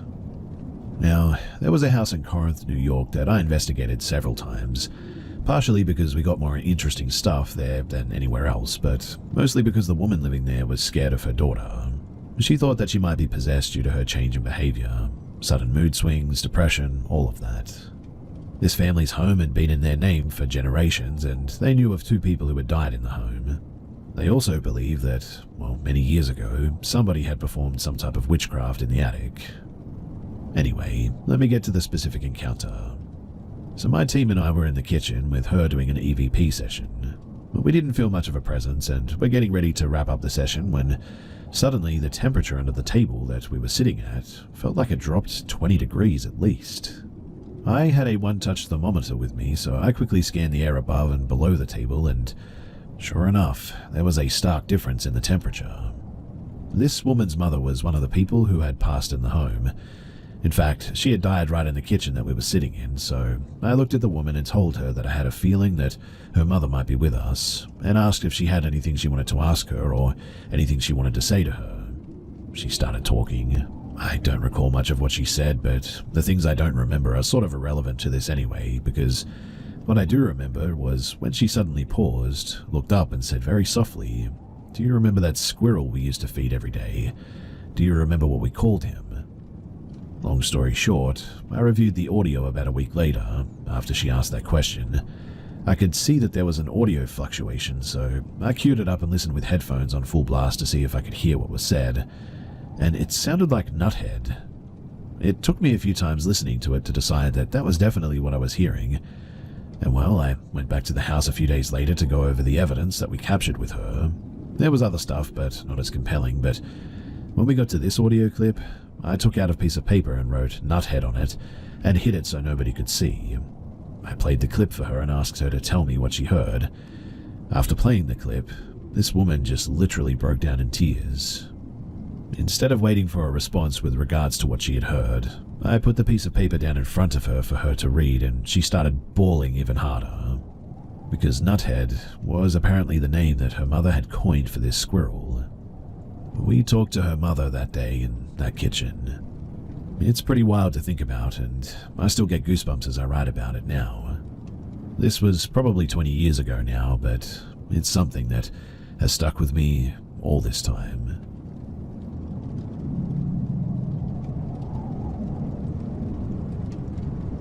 I want to preface by saying that I'm definitely a skeptic. I've had a few different experiences in my life, but this is the only one that I can't definitively logic my way out of. And it's a bit of a long story too, so please bear with me. Now, before I joined the military, I lived in South Florida, about 40 miles south of Tampa. It was around my sophomore year of high school, and we just moved into a new house, and I was a very tired kid. I need to include as well that I was on ADHD and antidepressant medication, as that's the only way that I can explain part of this, but the side effects included drowsiness and, well, go figure, nightmares. It started with almost nothing, to be honest. My dog would walk into my room and I'd say hi, and she'd almost immediately sprint out. One time she just stared at my closet and sort of shook. She's a rescue, so I just assumed at the time that it was some form of anxiety. If she did stay in my room, though, she hated getting on my bed, and if she did, she'd get off after maybe a minute or two, even if I was petting her. After a couple of months, so maybe around Christmas, things started to change, though. I'd come home almost every single day and crash in my room for an hour or two, and during this time I started to have very vivid, even realistic nightmares. The nightmares would start like I was waking up or still lying in bed, and I'd feel my head was super fuzzy, like I was lightheaded all of a sudden. I'd try to sit up and feel crushing weight on my chest. If I wrestled free, I'd try to get out of bed, but all I could do was sit up, like my legs just wouldn't work. I even remember being able to shimmy my way forward like I was crawling out of bed, and something pulled me back into it rather aggressively. This continued for about a month or two, and that's when things got worse. The nightmares evolved to something much worse. So, you know how in dreams you often recognize a place, but it doesn't really at all look like the place? This isn't one of those times. In fact, every detail of my room was exactly how it was normally, only I wasn't dreaming from my perspective. I was sort of looking in. It was a out-of-body experience, I guess you could say, and I would be standing in the middle of my room seeing myself sleep. If my room was messy and, let's say, a red shirt was on the ground before I went to sleep, it was in that exact spot in the nightmare. Backpack by the door, posters on the wall, the whole 9 yards. Anyway, during these nightmares, I'd watch my comforter compress on my chest and feel my breathing become hindered. I'd watch my head on my pillow as it jolted and could feel something hit my face. This particular instance would go on until I graduated high school. Almost every time, my mum would ask why I was such a rough sleeper, because I'd always have red marks on my neck or scratches somewhere. One time, it was so distinct on my neck, I could count the fingers or the marks from them. Ever since I joined the military, and I've been on my ship or my apartment, I've never had any experiences like that, even when I visit my home. I will say this though, I've noticed that my dog, to this day, will not stay in my room for very long at all.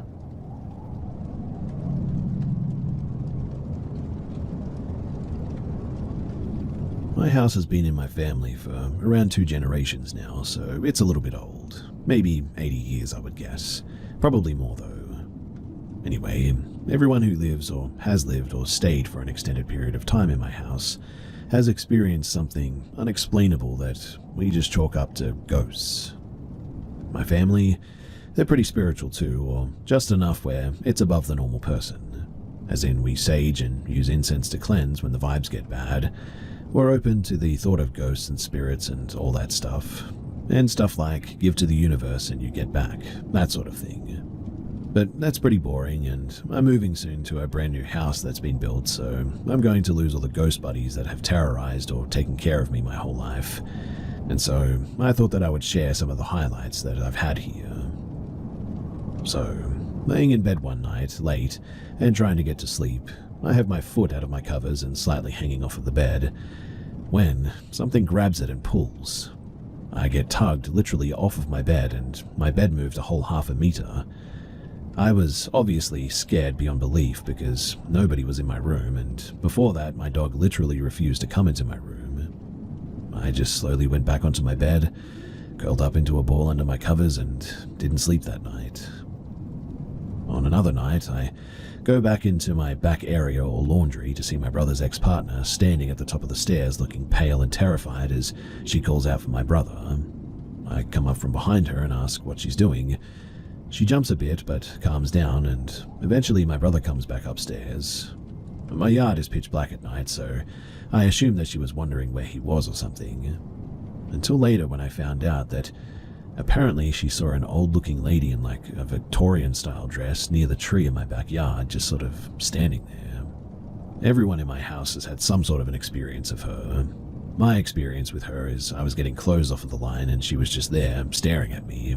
I nearly had a heart attack when I saw her, but anyway. Another night I entered my room and it was really hot that night, like boiling hot, but it was winter. I'm Australian, living in a tropical area, so I'm used to the heat, but In the winter, it never really goes above like 20 degrees Celsius, which is freezing for me, and I had a really negative and sort of heavy atmosphere all of a sudden. I was so tired, and it was after work, so I just said, yo, you can get out of here right now, it's not the right time, and all that sort of thing. And after a couple of seconds, my room cooled down and just sort of went back to normal. Like a drastic temperature change over a few seconds. On another occasion, I was in my shower one time at 11 p.m. when I heard my mum laughing right outside of the door. I sort of froze and went dead silent because she usually goes to sleep at 8 p.m. After a couple of seconds of silence, I hear footsteps walking away from the door into my backyard. Then I hear my dog absolutely book it through my laundry. Bathroom is in the laundry, mind you. Down the stairs and start barking and screaming her head off. She has 3 types of barks. Her playful, high-pitched one, her warning one when someone's just walking down the street, and then her guard dog one that's loud, deep, and terrifying. And she was definitely in her guard dog mode. My younger sister has a lot of stories of her toys just sort of flying off the shelves in her old room, and back when I was in that room, the same thing had happened. What also happened, though, was the closet. That room is the only one with a built-in closet. It's also the smallest room, but it was opening and closing throughout the night. And let me tell you guys, I'm currently 16 and I still struggle to open and close it, since the little slidey bits are all rusted and the door is really heavy. As a child, my grandfather died. Great-grandfather, we just call him Grandpa though, and after his funeral I was sitting on my bed and crying to myself because, well, I missed him. Plus, this was my first experience with mortality like this. 2 people enter my room and start comforting me.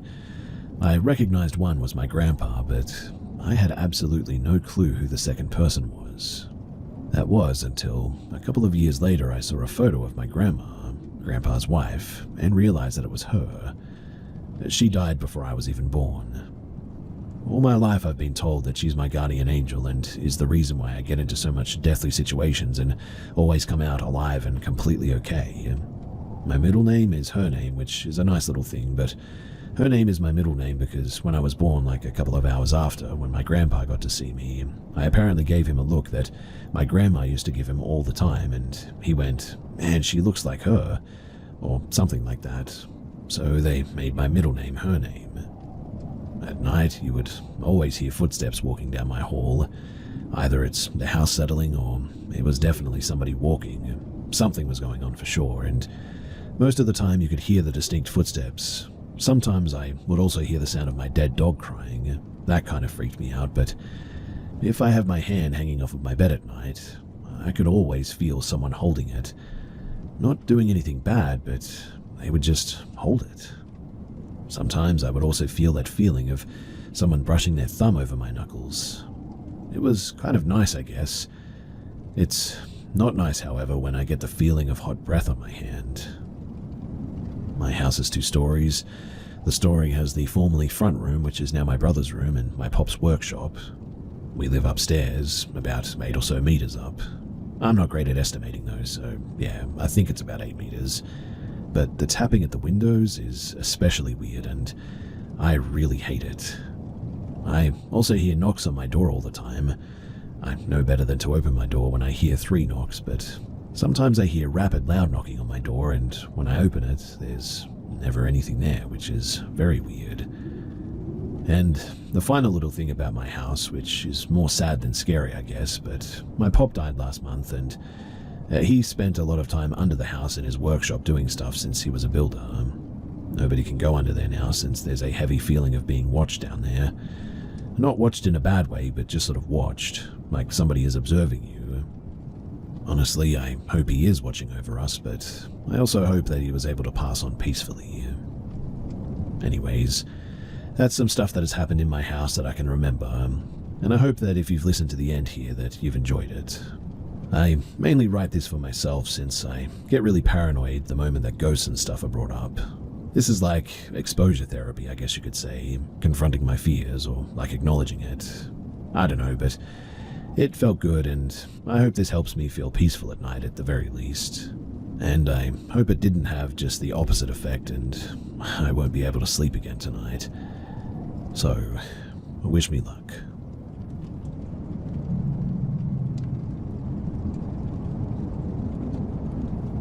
So I'm like 10, maybe 11. But either way, my family had recently moved into this house right at the bottom of the Appalachian Mountains. We'd bought this house from a widow whose husband had passed away in what had been the TV room, but we converted it into a library and stereo room for a custom setup my dad had built about maybe 4 years ago that he was extremely proud of. My brother is 14 or 15 at this time, and we were military brats. My dad had just retired from the Coast Guard, hence why we were living as far away from the ocean as we could. Given that we were under the impression this kind of place is crime-free, and we were used to my brother looking after me, our parents were okay with leaving us home alone. So, it's Saturday or something. We're home alone, and I'm at a risk of being bored out of my skull, so my brother decides to put on some music. He puts on the Cranberries, his favorite band, and starts teaching me to loosen up and just dance a bit. So we're in the music room dancing to the Cranberries' greatest hits, truly a hit down at the club. When it gets to, I think, Linger or Free to Decide, I honestly cannot remember which, but it was about 2000 to 2001, so it wasn't the '08 version of the greatest hits. I know it wasn't Zombie, but anyway, my brother and I are dancing when we hear an old man that we'd never heard, in the grouchiest voice ever, shout, "Would you turn that stuff off?" And we froze, staring at each other. We'd both heard it, absolutely clear as day, as if he'd been in the room with us.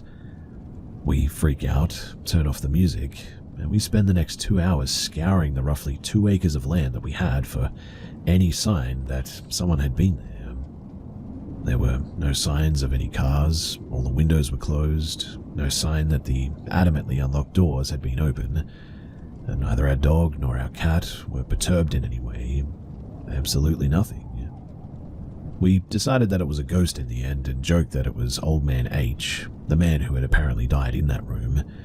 And my brother decides that the best thing that we can do is show the ghost that this is our house now and we'll play whatever music we damn well please. And so we finished the album. Not that much dancing this time though. Anyway, we talk about it a couple of times over the next decade or so once in a while, and we've got a cool ghost story to tell, right? So fast forward about 12 years, my brother had graduated from college and I'm in college, having gone through the ringer a couple of times, so I didn't graduate until I was 24.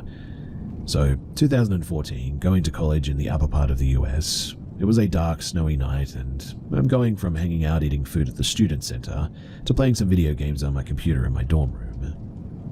Now, what you have to understand is that I'm very cautious about adopting new tech fads. I didn't get a smartphone until after I graduated, for instance, because it seemed like the technology was moving too fast to be worth the abhorrent sums that they cost. But an MP3 player? That had been around since I was a teenager, and they definitely still made them at that point. And so, that was one of the few non-essential to my studies pieces of technology that I decided to purchase. There's not much storage on it, so I loaded it up with some reliable tunes that I know that I'll love. Eurythmics, Dr. Steele, Long Live the Toy Soldiers, Aerosmith, before I realized that I don't actually like Aerosmith, and about one audiobook at a time. I was big into the Dresden Files at that time. And of course, the Cranberries' greatest hits. So, like I said, it's a dark, snowy night, it's a gentle snowfall, the streetlights are just bright enough to navigate, a little bit spooky, but in a kind of romantic kind of way, I guess. All in all, I had a pretty good day, all things considered, and it was a good time in my life. I'm listening to the same song on my little MP3 player, and I'm putting my key into the door to my dorm house when I hear, as if he was standing and talking directly into my right ear, without there being an earbud in the way, that same voice from when I was 11. Are you still listening to this stuff? Now, I am alone, like alone. Like, there probably isn't another person out in the snow at about 10 p.m. for at least half a mile around me at least, even if I am on campus. There's nobody who could have said that, much less anything standing next to me. This isn't the first time that I'd listened to that song that day too, so it wasn't my MP3 player or anything either. I couldn't resist but laughing at the time and say, "Get lost, Mr. H, it's my tunes," and I quickly go to my room. And so, now technically I guess that I have two ghost stories to tell everyone.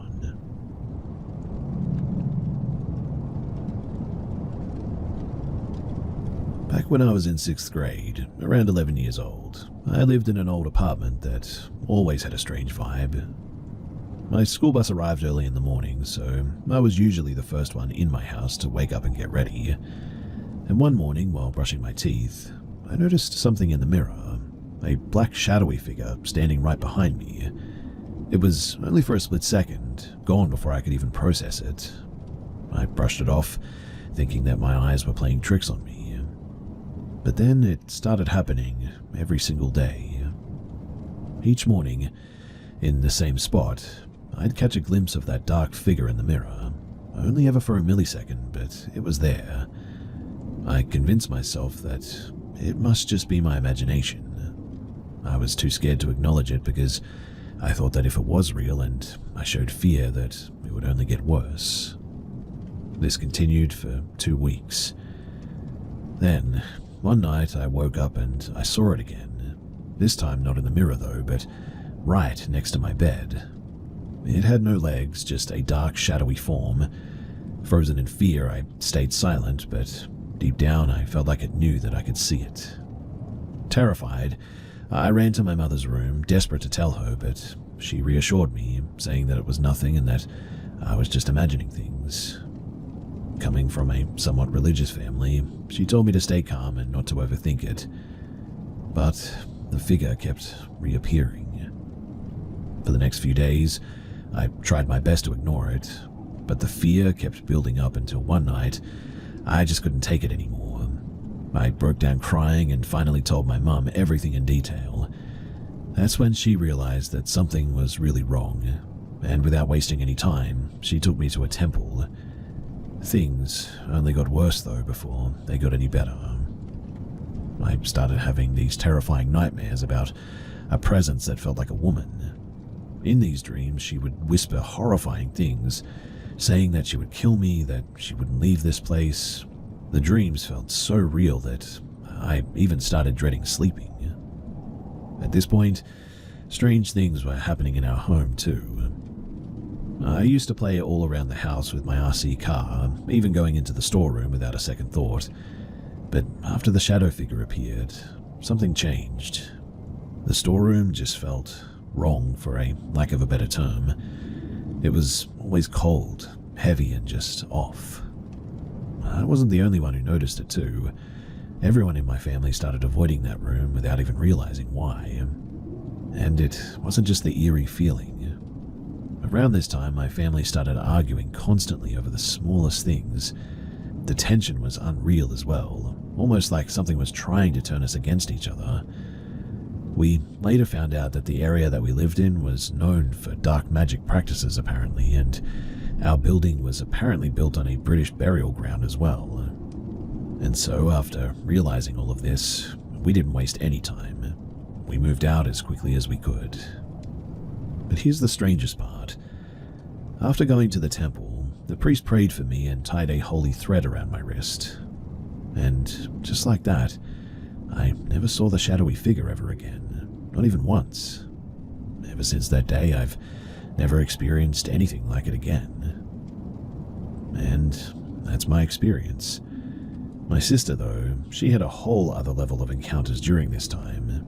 And if you guys are interested, then do let me know, because I should be able to share them with you all.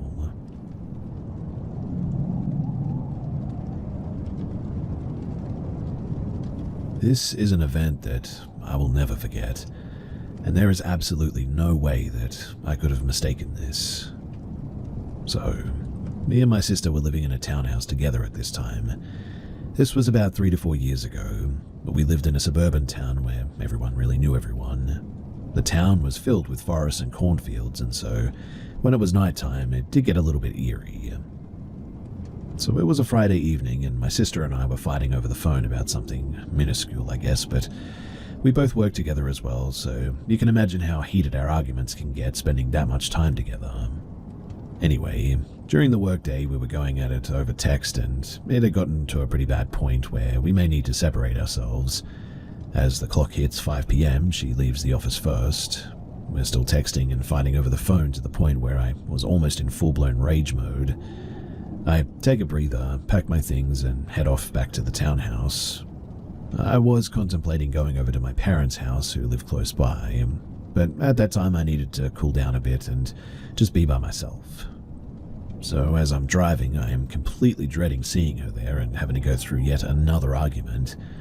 But I get to the townhouse, I take a deep breath, and I walk towards the front door, preparing myself for another useless argument. I walk in and head to the kitchen, and thankfully she was upstairs in her room. Her room is located right above the kitchen, and I can hear clear as day a conversation she is having on the phone. And who was she talking about? You guessed it, me. She is calling me every name in the book, talking down on my character, and saying downright evil things. At this point, I choose to call my mum to calm me down and tell her about the volatile situation that we're having. I need to talk to her about it in hopes that this argument can be done with. And as I'm talking to my mum, I hear her notice that I'm home, and then she directly starts screaming at me to get the F out, and starts swearing at me and just saying all these really nasty things. I was taken back by the disgusting things that she was saying. She has a very distinct voice that was just piercing through the walls. And so I snapped. I started screaming back, and we're yelling through the ceiling, and my mum is hearing me scream with rage over the phone. She is hearing me going back and forth with her. My mum then yells at me to stop, so I do. And the next words that she said, it just put pure terror straight into me. She quietly and slowly tells me, "Your sister is right next to me. She is with me right now at the house. Who are you yelling at?" And that is when I learned about mimic spirits. An evil spirit was mimicking my sister to enrage and feed off of the energy. So, pray up and be aware.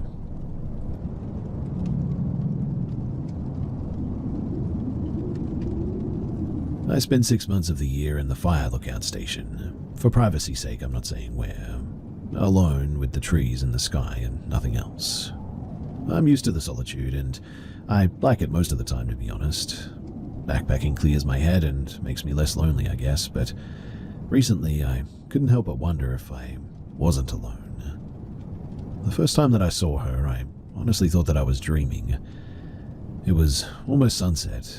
The light was dying, but I could still look down the trail, and that's when I saw her, standing at the edge of the woods, immobile. She was a woman, dressed in white, shining against the dark woods. I couldn't budge. I stared at her for what felt like forever, and then I blinked and she vanished. At night it rained, and the wind was howling so strongly it seemed like a hurricane had magically appeared outside. The cabin creaked and cracked, and the radio lost power, and then I got a call for help. A tiny fire a few miles down the road, apparently. We put it out, but I couldn't help but wonder if maybe the woman had started it. I tried to forget it. I maybe was just tired or hallucinating or something, and then it happened again. A week or so later, I was watching her from the tower window. She was on the ridge in the same white dress, just staring. My stomach twisted a bit, and I knew something awful was going to happen. That night, the wind came back again, and the old antenna fell over. I was alone for hours without any ability to communicate with the outside world. It's happened a few times now. I just keep seeing her, always off in the distance, always quiet. And every time, something goes awry. A storm, a missing hiker, or even a bear that wanders too close. It's almost like she attracts chaos with her, like some sort of specter who brings calamity just for being there. I've tried talking to her, I've even yelled, but nothing. She just stands there. When she's around, too, the air just feels heavy, like everything is holding its breath. One night, though, it got worse. I woke up to this soft sort of tapping on the cabin door, tapping fingers, so to speak. I was already in a hurry before I got up, and I grabbed my flashlight and began walking slowly towards the door, telling myself that it must just be a branch or something. But the tappings grew louder, and I breathed deeply and opened the door, and there was nothing but the blackness. I swept the light around, but no branches, no wind, just stillness. And then I saw her. She was on the absolute edge of the porch, 10 feet from me. Her dress shone and I couldn't breathe. But her face was the worst part. It was, well, blank, smooth, no features. I instantly dropped the flashlight and it rolled, creating shadows everywhere. Out of nowhere, she screamed, and it was the worst ear-shattering scream that I think I'd ever heard. It felt like it had the power of 1,000 voices all at once.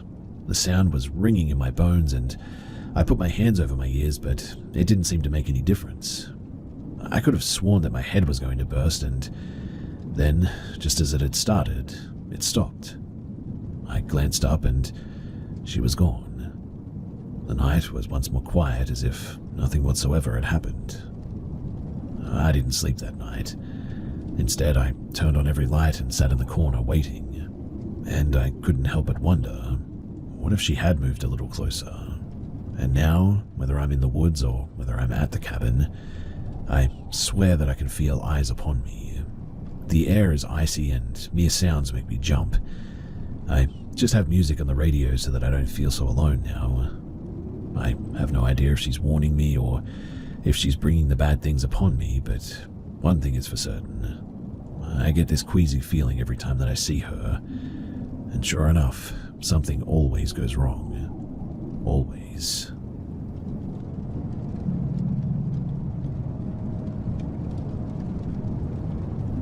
Last week, I had a horrific experience.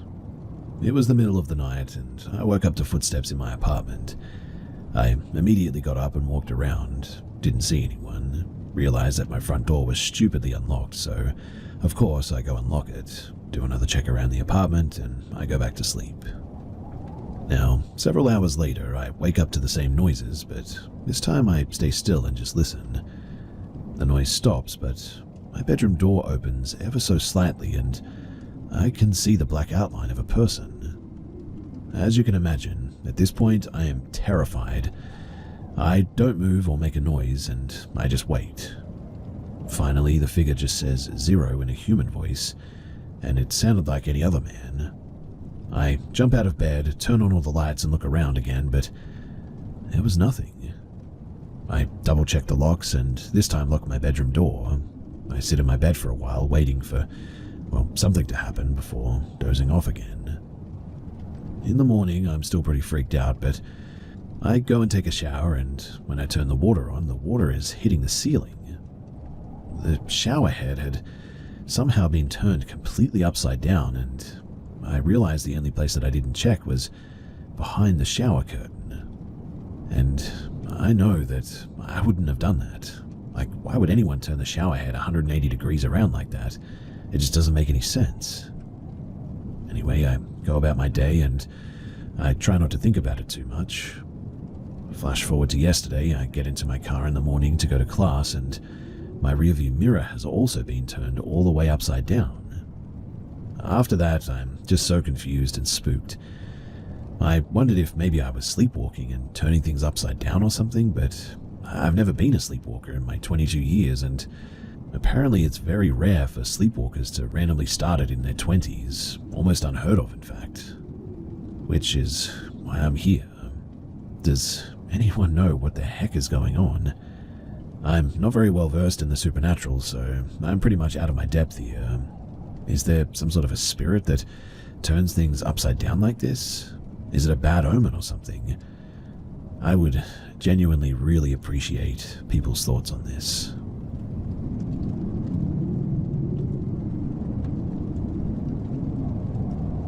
For the past 2.5 years now, I've been living in the north of the Scottish Highlands. And when I say north, I mean as far north as you can possibly go.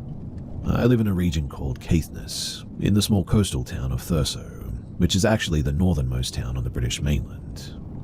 I had always wanted to live in the Scottish Highlands, which seemed a far cry from my gloomy hometown in Yorkshire, England. And when my dad and his partner told me that they'd bought an old house up there, I jumped at the opportunity.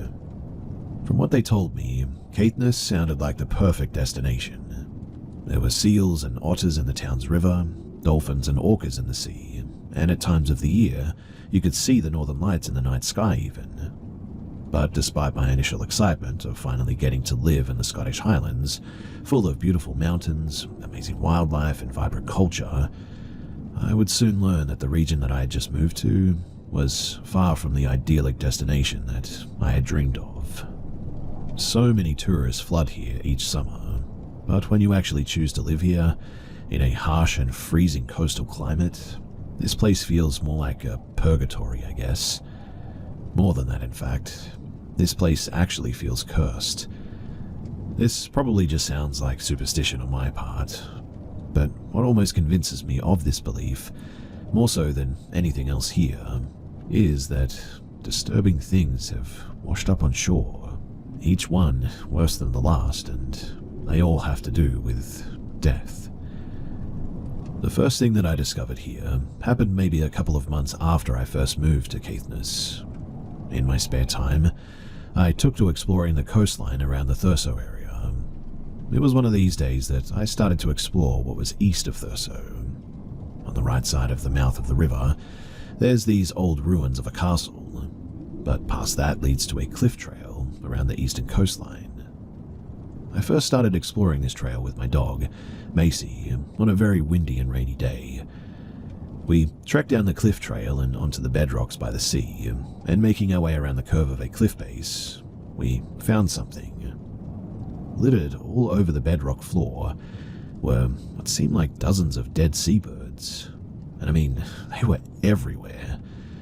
It was as though they had just fallen out of the sky and washed ashore. I just assumed that they either crashed into the rocks or were swept into the sea due to the stormy weather. Feeling like this was almost a warning, I decided to make my way back home, rather than risk being blown off the cliff trail like that. It wasn't until a day or so after, though, when I went back to explore further down the coast, that a woman with her young daughter stopped me. Shouting across the other side of the road through the heavy rain, the woman told me that she had just come from that direction, but that there was a warning sign for dog walkers, warning them that the area was infested with dead seabirds that had apparently died from bird flu. She said the warning had told dog walkers to keep their dogs on a leash at all times, as bird flu was contagious to them. This instantly concerned me, as you can imagine, as the day before my dog Macy had gotten close to the dead seabirds to sniff them. But there was something else too. Something about meeting this woman had struck me as weird. Although she was just a normal woman with her young daughter, they were walking with a dog that was completely identical to Macy, a small black and white border collie. Maybe that's why the woman was so adamant to warn me in the first place, because in my dog she saw her own, heading in the direction of danger. But why this detail was so weird to me was that it almost felt like an omen of some kind. She was leading with her dog, identical to mine, away from the contagious dead birds, as though I should have been doing the same thing. And I know this is going to sound a bit crazy, but it almost felt as though it wasn't just the woman who was warning me, but something else, something disguised as a coincidence. Curious as to what this warning sign was, I thanked the woman for letting me know, before continuing with Macy towards the trail. We reached the entrance of the castle ruins, and on the entrance gate I saw the sign that we had just been warned about. The sign was bright yellow and outlined with contagion symbols. If the woman's warning wasn't enough to make me turn around, this sign definitely was, and so I head back into town, all the while worrying that my dog might now be contagious. Thankfully, Macy would be absolutely fine, although I would later learn that bird flu was actually common to the region, and so dead seabirds wasn't anything new. What I would stumble upon a year later, washed up on the town's beach, would definitely be far more sinister though. In the summer of the following year, like most days, I walked with Macy along the town's beach, which stretched from one end of the Thurso Bay to the other. I never really liked this beach, because it was always covered in stacks of seaweed, which not only stunk of sulfur, but attracted swarms of flies and midges and all those creepy crawlies. Even if they weren't on you, you couldn't help but feel like you were being bitten all over the body. The one thing that I did love about this beach, though, was that on a clear enough day, you could see in the distance one of the islands of Orkney. On on a more cloudy or foggy day, it was as if this particular island was really never there to begin with, and all you see instead is the ocean and a false horizon. On one particular summer's day, I was walking with Macy along this beach. I had let her off her lead as she loved exploring and finding new smells from the ocean.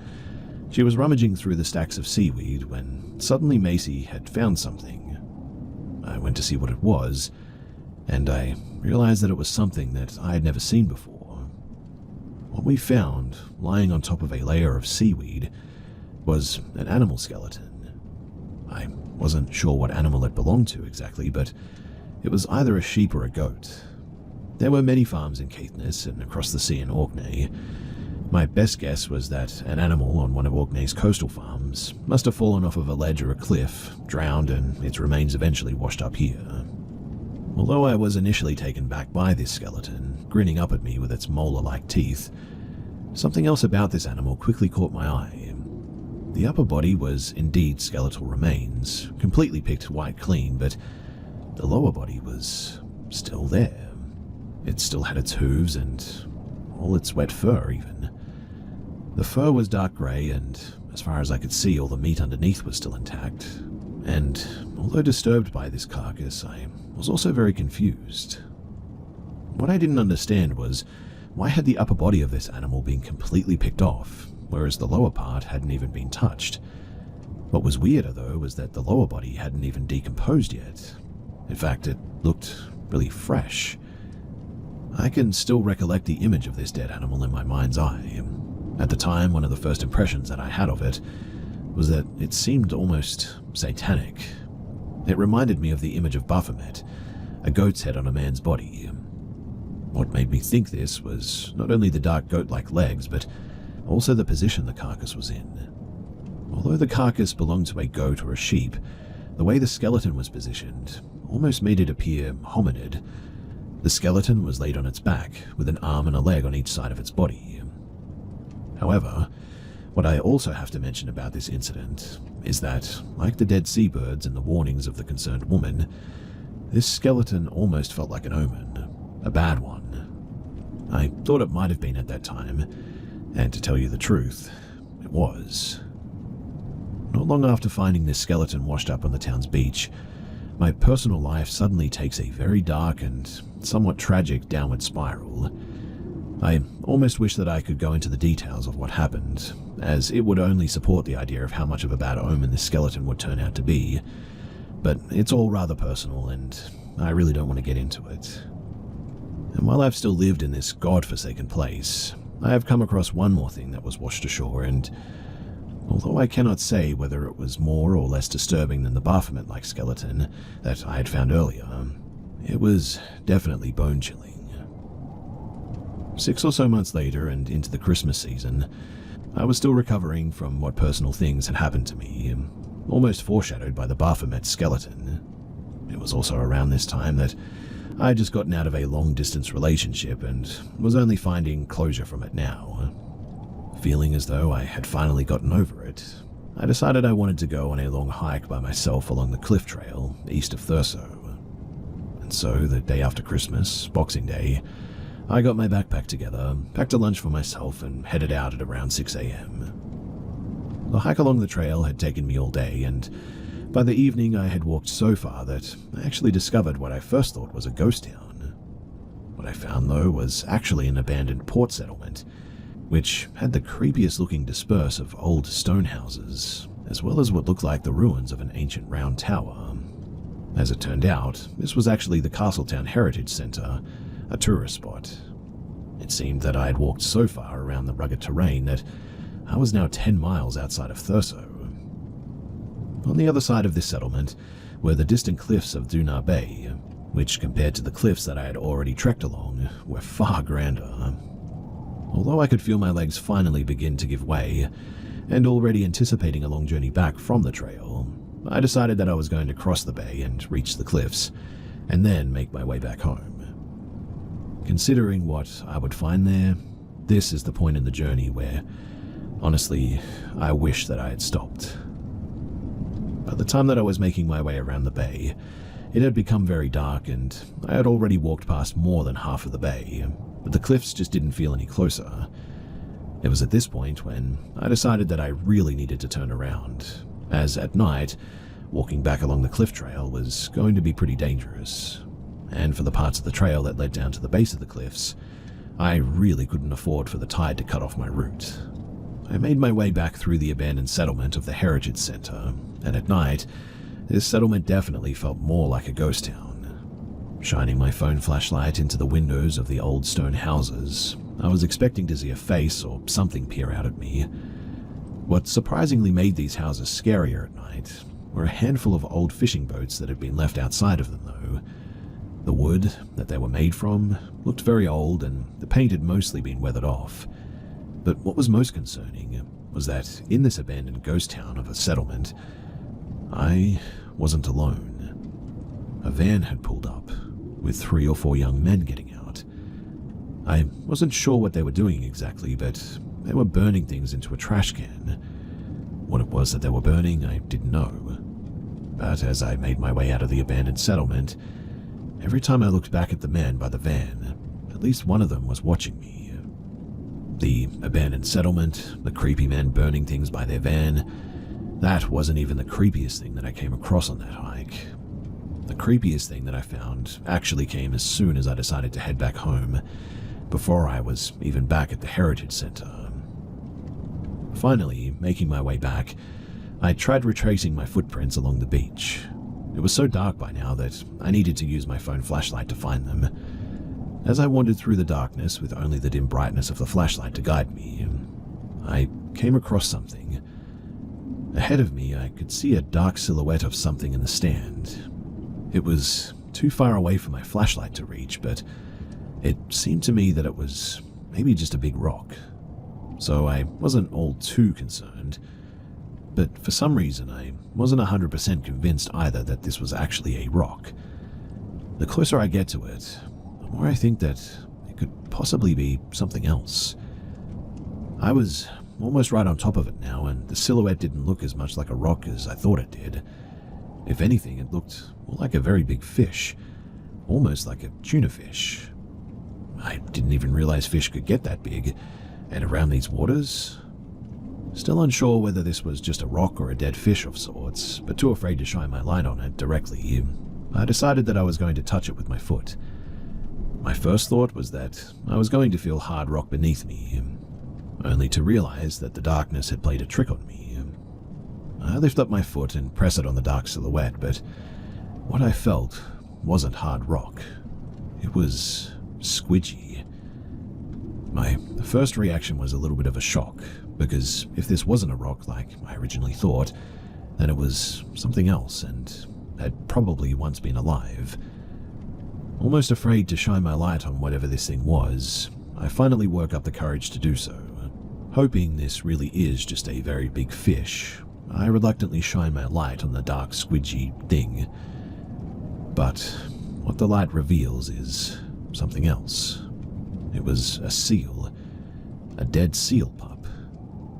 Seal carcasses do occasionally wash up on this region, and it wasn't even the first time that I'd seen one, but as I studied the dead seal with my flashlight, feeling my skin crawl as I did it, I suddenly noticed something alarming. This seal pup had a chunk of flesh bitten out of it. For all I knew, this poor seal pup could have been hit by a boat, and that's what caused this wound. But the wound was round and basically a perfect bite shape. Depending on the time of year, there are orcas around these waters which occasionally hunt seals, but this bite mark was no bigger than what a full-grown seal could make. Did another seal do this? I know other animals will sometimes eat their young, but I've never heard of seals doing this. But what was even worse than the idea that this pup was potentially killed by its own species was that this pup, this poor little thing, was missing its skull. Not its head, just its skull. The skin was still there is what I mean, but it was empty, laying flat against the sand. Just when I think it can't get any worse than this, though, I leave the seal to continue making my way back when I come across another dark silhouette in the sand ahead.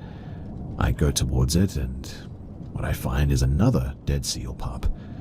But once more, this one also had an identical wound, a fatal bite mark, and just like the other one, the skull was missing.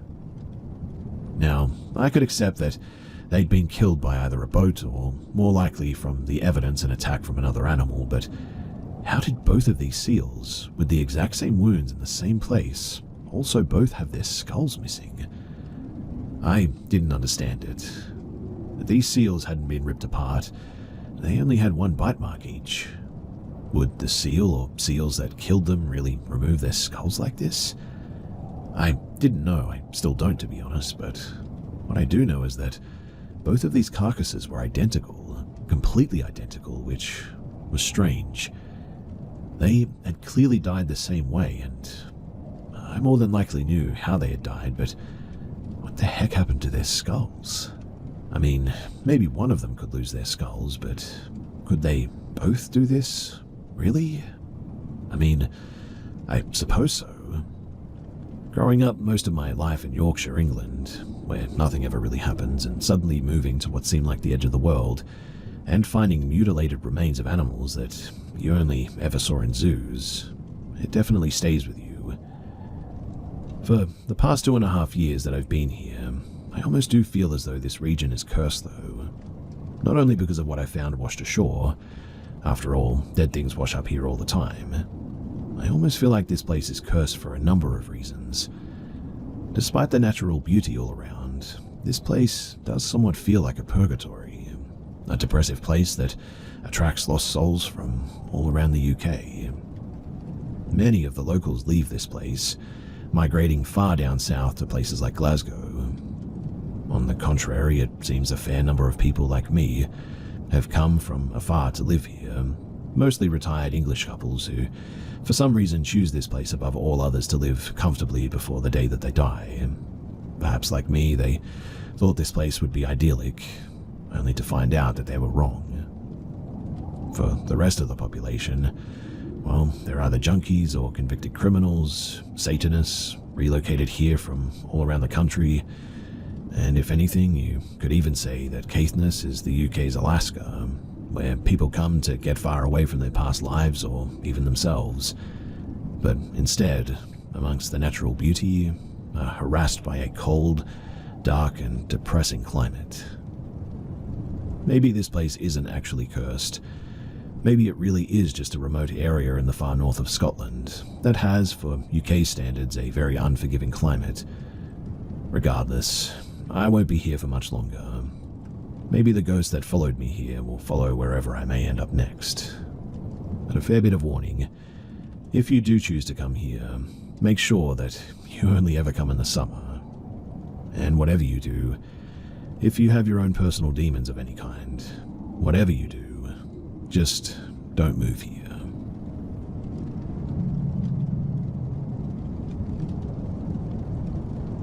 So, I guess the wildest thing that I've ever experienced happened last year, and I still don't know how to explain it without sounding like I'm making it up, but here it goes. So, it started with these little things going missing. I live alone in a pretty quiet neighborhood, so I figured that I was just forgetful at first. A protein bar here, a sock there, whatever, right? But then my TV would be on different inputs than when I left. Nothing huge, but just enough to make me second-guess myself.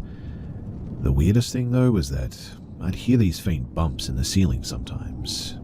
I chalked it up to raccoons or whatever. My house is old, stuff creaks, but then one night, I came home late from work and I could have sworn that I saw a shadow move past the vent opening in the hallway ceiling. I told myself that I was just tired, imagination, but I still couldn't shake the feeling.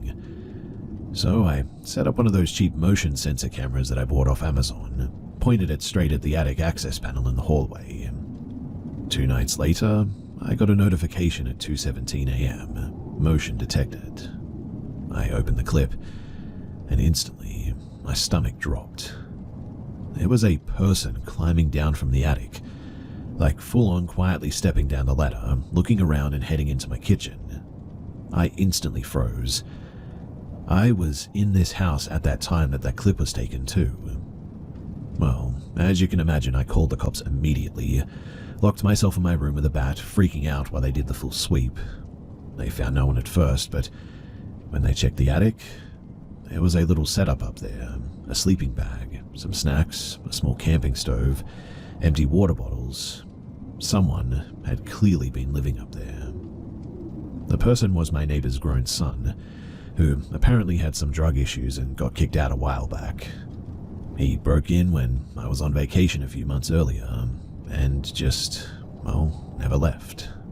He'd sneak down at night to grab food or watch TV, and he got arrested. I moved out 3 weeks later, and I still have trouble sleeping in total silence because now every creak makes me think that someone's crawling around above me.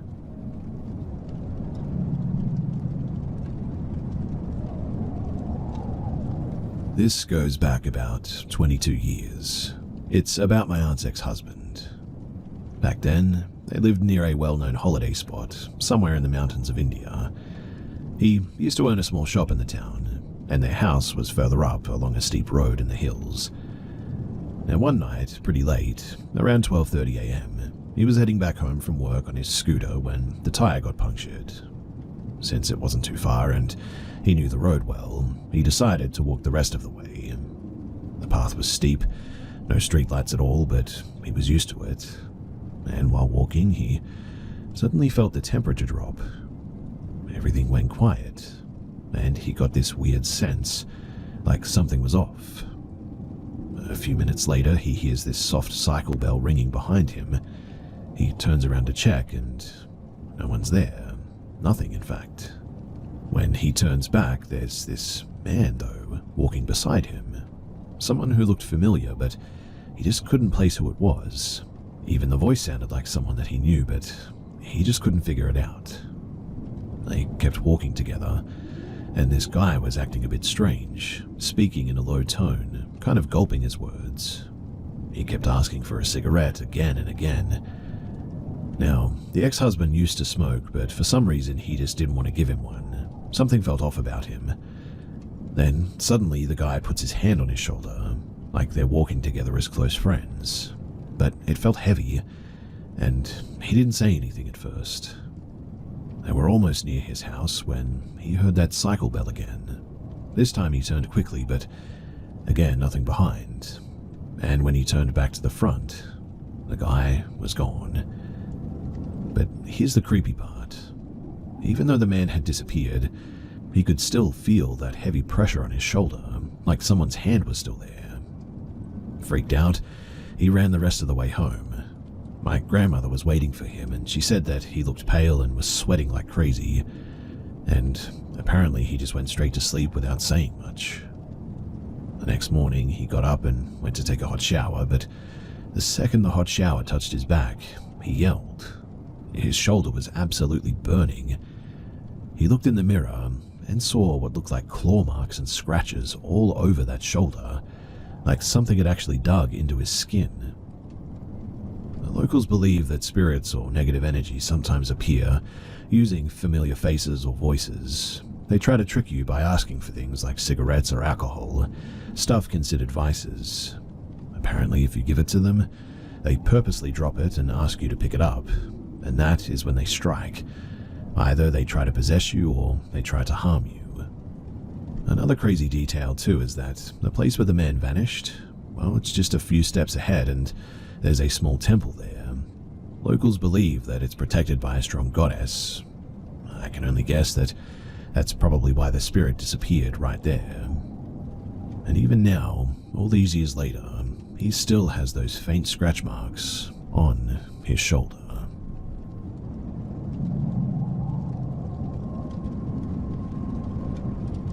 This happened to me during that strange time between the first and the second COVID lockdowns.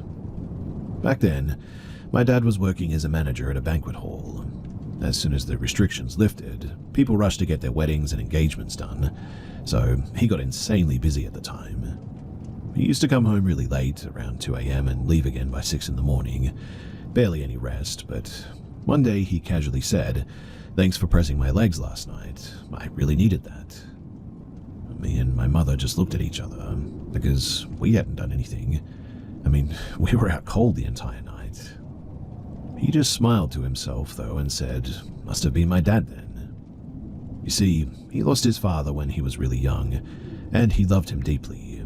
He genuinely believed it was his dad looking out for him as well from the afterlife, helping him during those stressful days. This kept happening, night after night. He'd mention a feeling of a presence, a pressure on his legs, or bed shifting gently like somebody was there. But then came the night that made things unsettling. He got home super late, and I was still awake, just gaming. He walked in, saw me, and just sort of lost it. "Why are you still up? You've got class tomorrow."